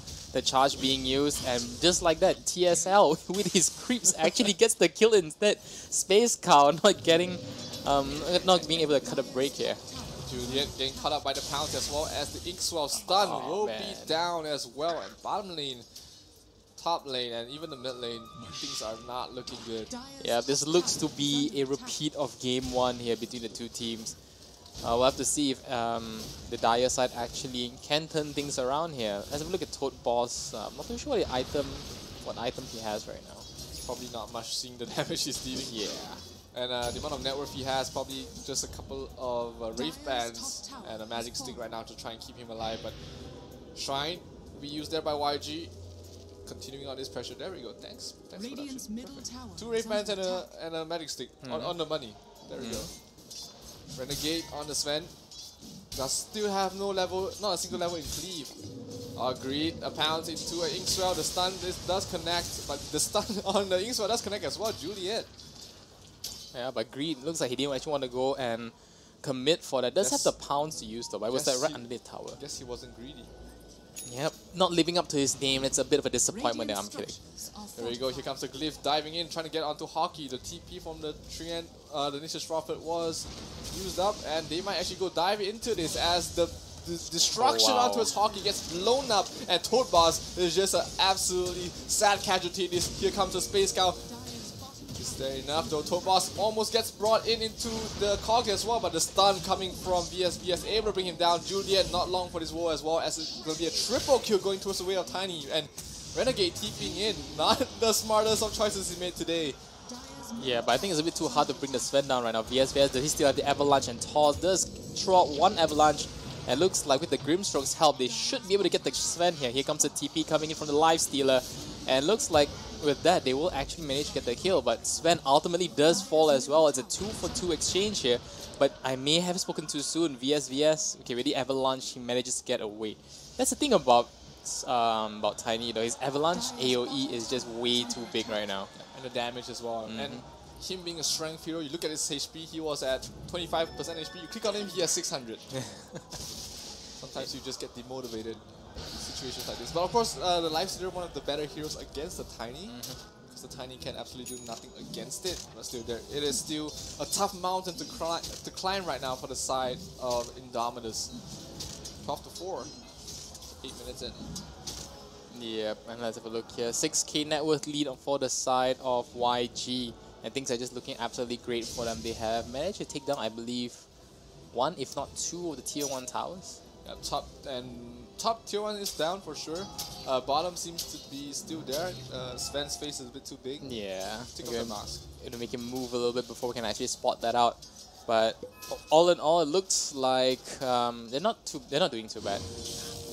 Charging towards the mid lane, towards the Clockwork in search of Juliet, is searching for his doom right now. The stun coming in, the TPs from Renegade, able to bring down the Space Cow. VS fighting back, Juliet trying to fight back as well. Here comes the Disruptor Ultimate, keeping VS in check, and he might fall for the first time in this game, dropping very low, trying to toss back the Sven. Oh, a lot of damage going in, so much damage, and they are just so soft. But here comes the Slark, able to clean up house. The Tiny does fall in the end, but so will the Disruptor. Toad Boss, no more mana, no more health, and no way to run away from this, or is there? Greed still trying to give chase. Yeah, but looks like he will actually back off for now, knowing that he doesn't really have much of an option or much of a way to close the distance between the two of them. So it's all in all, it's a 2-for-3 exchange in favor of the Radiant side, of course. Looks like YG just being able to continue their momentum here. is And under a Clockwork attack. right now only level 4. Dire's structures Yeah, that's the are main problem fortified. for them. Clockwork at level 4, don't have the initiation you need. Leaves much to be desired here. The bounty runes on top being taken there by the Spirit Breaker. TSL gets spotted out there by Juliet, or should it be the other way around? He tries to escape with the Cogs buying him a little bit of time. Oh, here comes the Shadow Fiend, Toe Boss in the back lines, trying to land those raises. Trying to keep up as well. The Sprout keeping him in check for the moment, but Juliet once again with the Cogs, just constantly at these choke points, buying himself some time, and TSL able to TP away as well. Here comes the charge towards Juliet. He does have Battery Assault, I believe. That should not be enough, actually. Dazai will be able to get a kill on towards the Clockwork. Yeah, it does have the earn damage as well. But look at that clutch TP coming out from the Nature's Prophet there. Just really unexpected. I honestly thought he would have gone. Yeah, The tombstone right on top of his grave there. Hockey. One more right click. And he will fall as well. Nothing he can actually do about it. Hockey is one of those, he was celebrated as one of the masterminds in Sri Lanka, in the Sri Lankan community, but right now he is facing a very, very tough opponent. Yep. Understanding if you come from the best of your country, but when you're facing against the rest of the world, it just puts you in a very more neutral ground. It really humbles you to be facing up against opponents from different countries, different play styles especially. Yeah. Just showing the mortality of yourself, you know, you're just best in the country, you're not best in your region, or you're not best in anywhere else. But Blood Sugar becomes a charge. Inkswell going to stun up onto 2. No, the Shadow Fiend backs off, but he's gonna fall as well. Tries to use the Requiem of Souls, is going to be able to pop it off, but he is going to fall himself as well. The Death Requiem dealing a little bit of damage. Renegade trying to run off his life. Juliet as well. Not much health left on in the Disruptor. Saves him, but the toss, and as well as the Avalanche doing so much damage. TSL able to blink away. Hawkeye is going to fall. Double kill going towards the way of the Tiny, as VS still giving chase towards 6. Does he have a dagger? I'm not sure, but 6 is quite hard to chase down. The toss back into the charge, and 6 is trying to TP away, but he should be able to make it. Oh no, the Avalanche actually manages to cancel the TP at the very last second here. Just not being able to give him any sort of chance to escape. Is under attack. Man, I can tell you, VS is extremely aggressive here, knowing that, you know, I can still go for the kill. Ask his teammate just Prophet to move a little bit front, get the toss back, and secure himself yet another kill. Absolutely perfect, aggressive maneuvers here coming from the side of YG. 11,000 net worth lead in 12 minutes. What more can you ask for? A hook shot actually connects on towards Blood Sugar. He's going to die here, almost for sure, but a toss back into the Avalanche. Not enough damage to bring everyone down. Renegade still trying to give chase. VS, he does have a blink in a few more seconds. Look, he wants to fight back. He's not afraid. He looks at his HP. I have 2k, you have 200. You better back off. Oh, but looks like Greed may want to actually close the distance here. No, he does spot up Purple Haze, so he might actually Dire's top tower opt is to under go attack. for something Trying else. to Or toss is he it going back? to toss? Is he going to toss? Dire's Toss? top tower has fallen. Touch your teammate in? No, looks like the vision was just not there for them. Greed's gonna be content with just right-clicking some creeps, getting the next level of items. Does have a Midas already and making his way towards a Shadow Blade. So farming item before a ganking item. Greed is playing for the late game right now. Dire's bottom Definitely tower playing is the under greedy attack. plays here. Does have the Shadow Blade queued up as well. I mean, 30 minutes in, you have the Midas, you have half of the converter into a That's Shadow a good Blade. start. It's doing amazing right now, but not to overlook the Nature's Prophet, currently #1 in terms of net worth here. Actually having more net worth than the Tiny, which kind of surprises me. Yeah, Tiny is one of those heroes that slowly tapers off. You know, once he starts focusing on ganking, getting kills, and Nature's Prophet always just wants to hit creeps and use his ultimate to chaos all your jungle camps. You know, you ever have that? You're farming a camp very happily, and suddenly lightning comes from above and you lose all your money. It sounds like a Zeus to me. But right now we can see Renegade are having a little bit more trouble towards the tier 3s. I believe there's only one more tier 2 tower at the bottom lane here, still standing for them. And it's just looking to be a very slow but sure death for the side of Dire here. Sounds like actually. Oh, the hook shot Oh, connecting what? on towards neutral. So I think he spotted him out under ward, but not gonna connect Juliet. The Cogs zoning them back for the moment, and Dazai trying to charge out. Actually connects onto the toss back. The damage from the Avalanche doing so much. Here comes the Static Storm as well, keeping them in check. But the Soulbind Blood Sugar should fall here. Buyback coming from Dazai. Is he trying to fight back here? VS, thinking about it. But they have already lost 2. Yeah, that was a wasted buyback though. I mean, the slug was just nowhere to be seen. He was all the way up in top lane. But as I just mentioned, that they got a kill onto the Sven here. Yeah, Renegade was just playing a bit too cockily. They aren't winning. They just got 2 kills and they know they have a buyback. Oh, Hockey. Oh no, Hockey just gets spotted out here. The charge ready landing onto him. VS blinks in, gets a toss up. Couple more right clicks brings him down. And this is what we are talking about earlier on. The Disruptor just really being free sample here. It's pretty much fast food. I mean, he's riding a dinosaur and gets delivered to your face. Slug gets him very easily. Even the Spirit Breaker can just solo kill him at this point of the game. Yep, Tiny's the same as well. And right now we can see the Lifestealer as well as a Slug going mono on mono here. 1-on-1, and looks like the Lifestealer will just rage and make a quick escape there. The Space Cow, however, unfortunately is not going to be that lucky. He was creating space, but has died in the end. Juliet gets caught out in the pounds and he's gonna die here. Almost for sure. Just too much damage coming from the Slug. Greed is on a dominating streak. Pops the ulti for safe measure. Oh, Topaz on the other side gets a kill on towards Tenacious Prophet. So definitely a very big kill. Purple Haze trying to keep things alive. Oh, Raccoon of Souls. Buyback coming from the Clockwork. He has no hook shot yet, but he TPs towards the shrine. Maybe try and catch someone else. Greed has that Invis.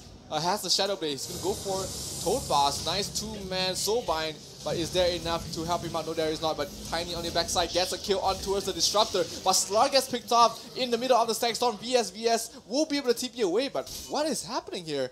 YG seems to be losing these team fights because they just want to keep fighting alone. Yeah, just one after the other coming into the team fight. Whereas on the side of Dire, I mean, they just clumped up 5. Will take just one after the other, and it almost became a full 5-man team wipe. That you can see quite a significant amount of dip in terms of EXP and in terms of net worth as well, going towards the way of Renegades here.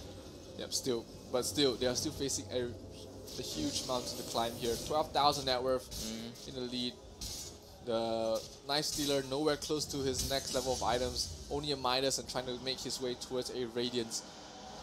Definitely still some work to do, but there is still a glimmer of hope for the Sri Lankan side, as you can see. If YG continues to play such undisciplined Dota, they might just find themselves facing a 12,000 net worth comeback.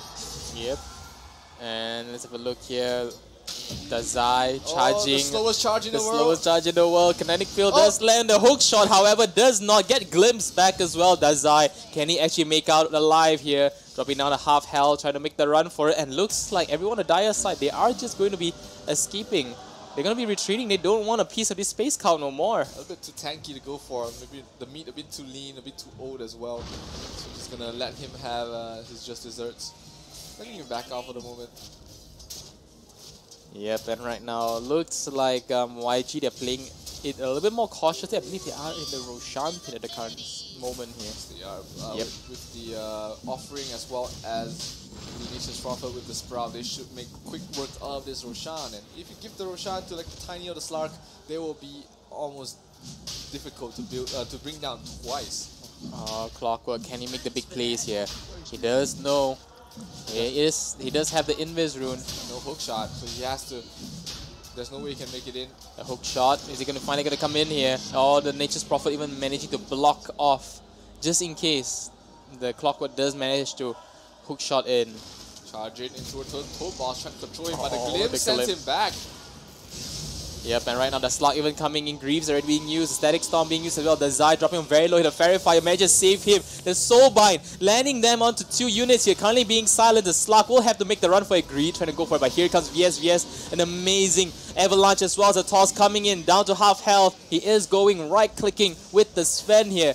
He does have the God Strength, but with the Pounce holding him in place, the Kinetic Field not going to be able to save his teammate at all. And looks like Hockey will not make it out alive either, as 4 heroes from the side of Renegade gets picked off here, leaving only the Lifestealer alive, and that's only because he did not join the team fight. And Tier 3 is currently being under heavy fire now. And this is going to be a full lane of Raxus, it seems, as no buyback on 3 of the heroes. Shadowfiend, he has a buyback, but he already used all his skills. No more Requiem, no more souls on him. And he's gonna be, even if he buys back, he can't really do anything much. Yep. One lane of Rax is already down. Bottom lane being contested as well right now with the Necronomicon used there by the Nature Strawberry. It's gonna be Necronomicon 2, and these towers, these Raxes are just going to melt. Yeah, charging in. The Zai, can he make something happen here? The Thunder Strike being used onto the Grimstroke. The Zai dropping down low. The Lifestealer trying to get the piece of this space count. The Blade Mail has already been popped, but he's totally ignoring it. And right now, the Shadow Fiend getting pushed back. And Toad Boss might be in a bit of trouble here. Gree getting the right clicks in. Pounces, lands as well.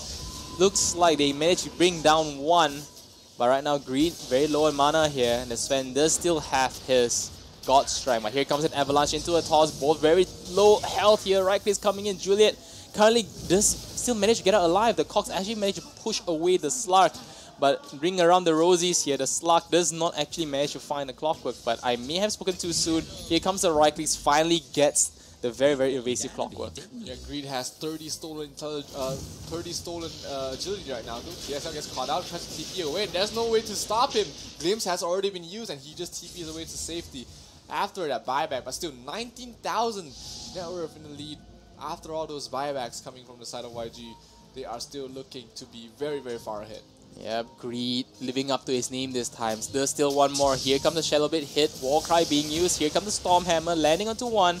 Glim still going to be available for the use here, but does he get out in time? Nope. Greed does still walk away with half health here.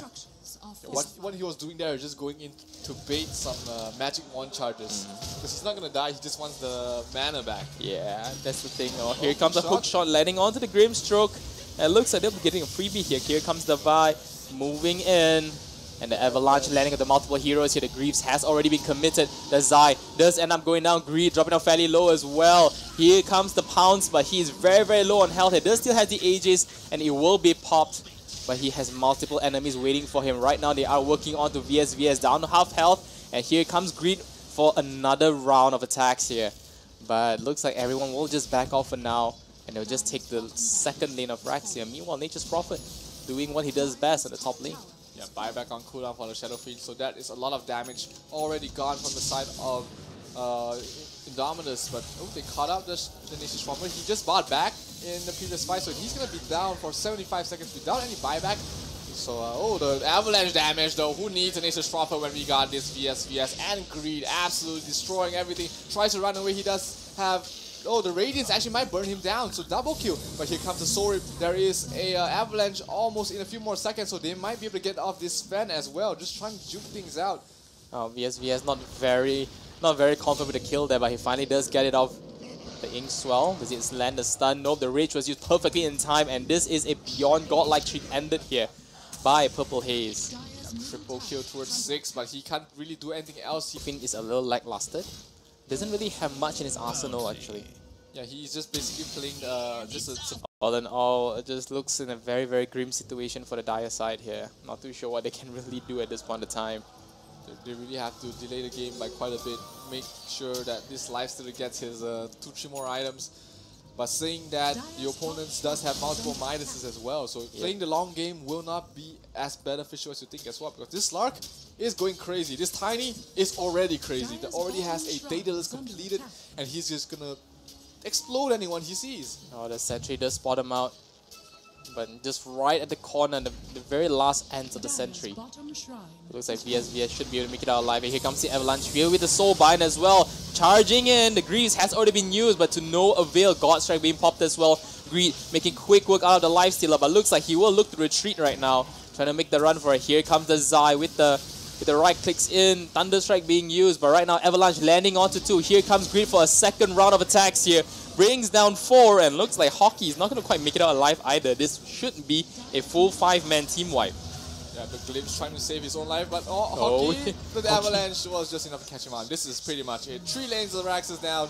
There's no more fight left in Indominus, and there are no more defenses here. GG well played will be called, and YG will be moving on to the semifinals of the Asia Pacific Predator League 2019. Very well played there by the side of YG.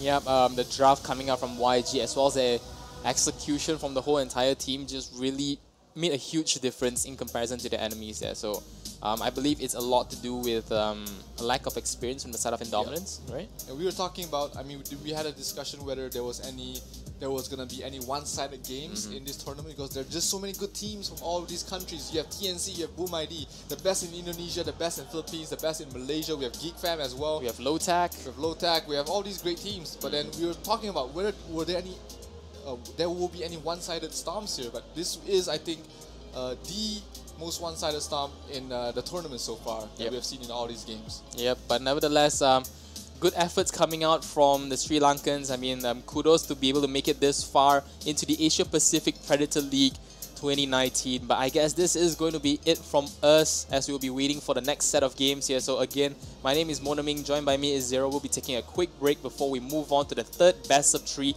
today. See you guys very, very soon.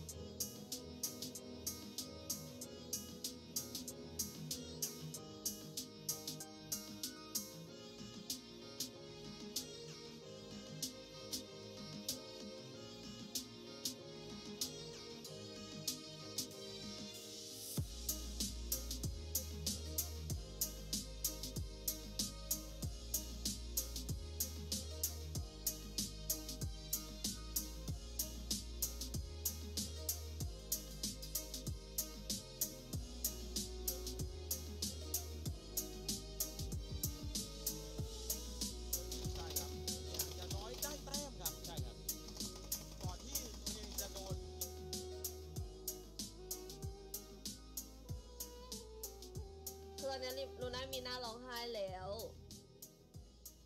หน้าตึงแล้วก็อะไรอีกวะ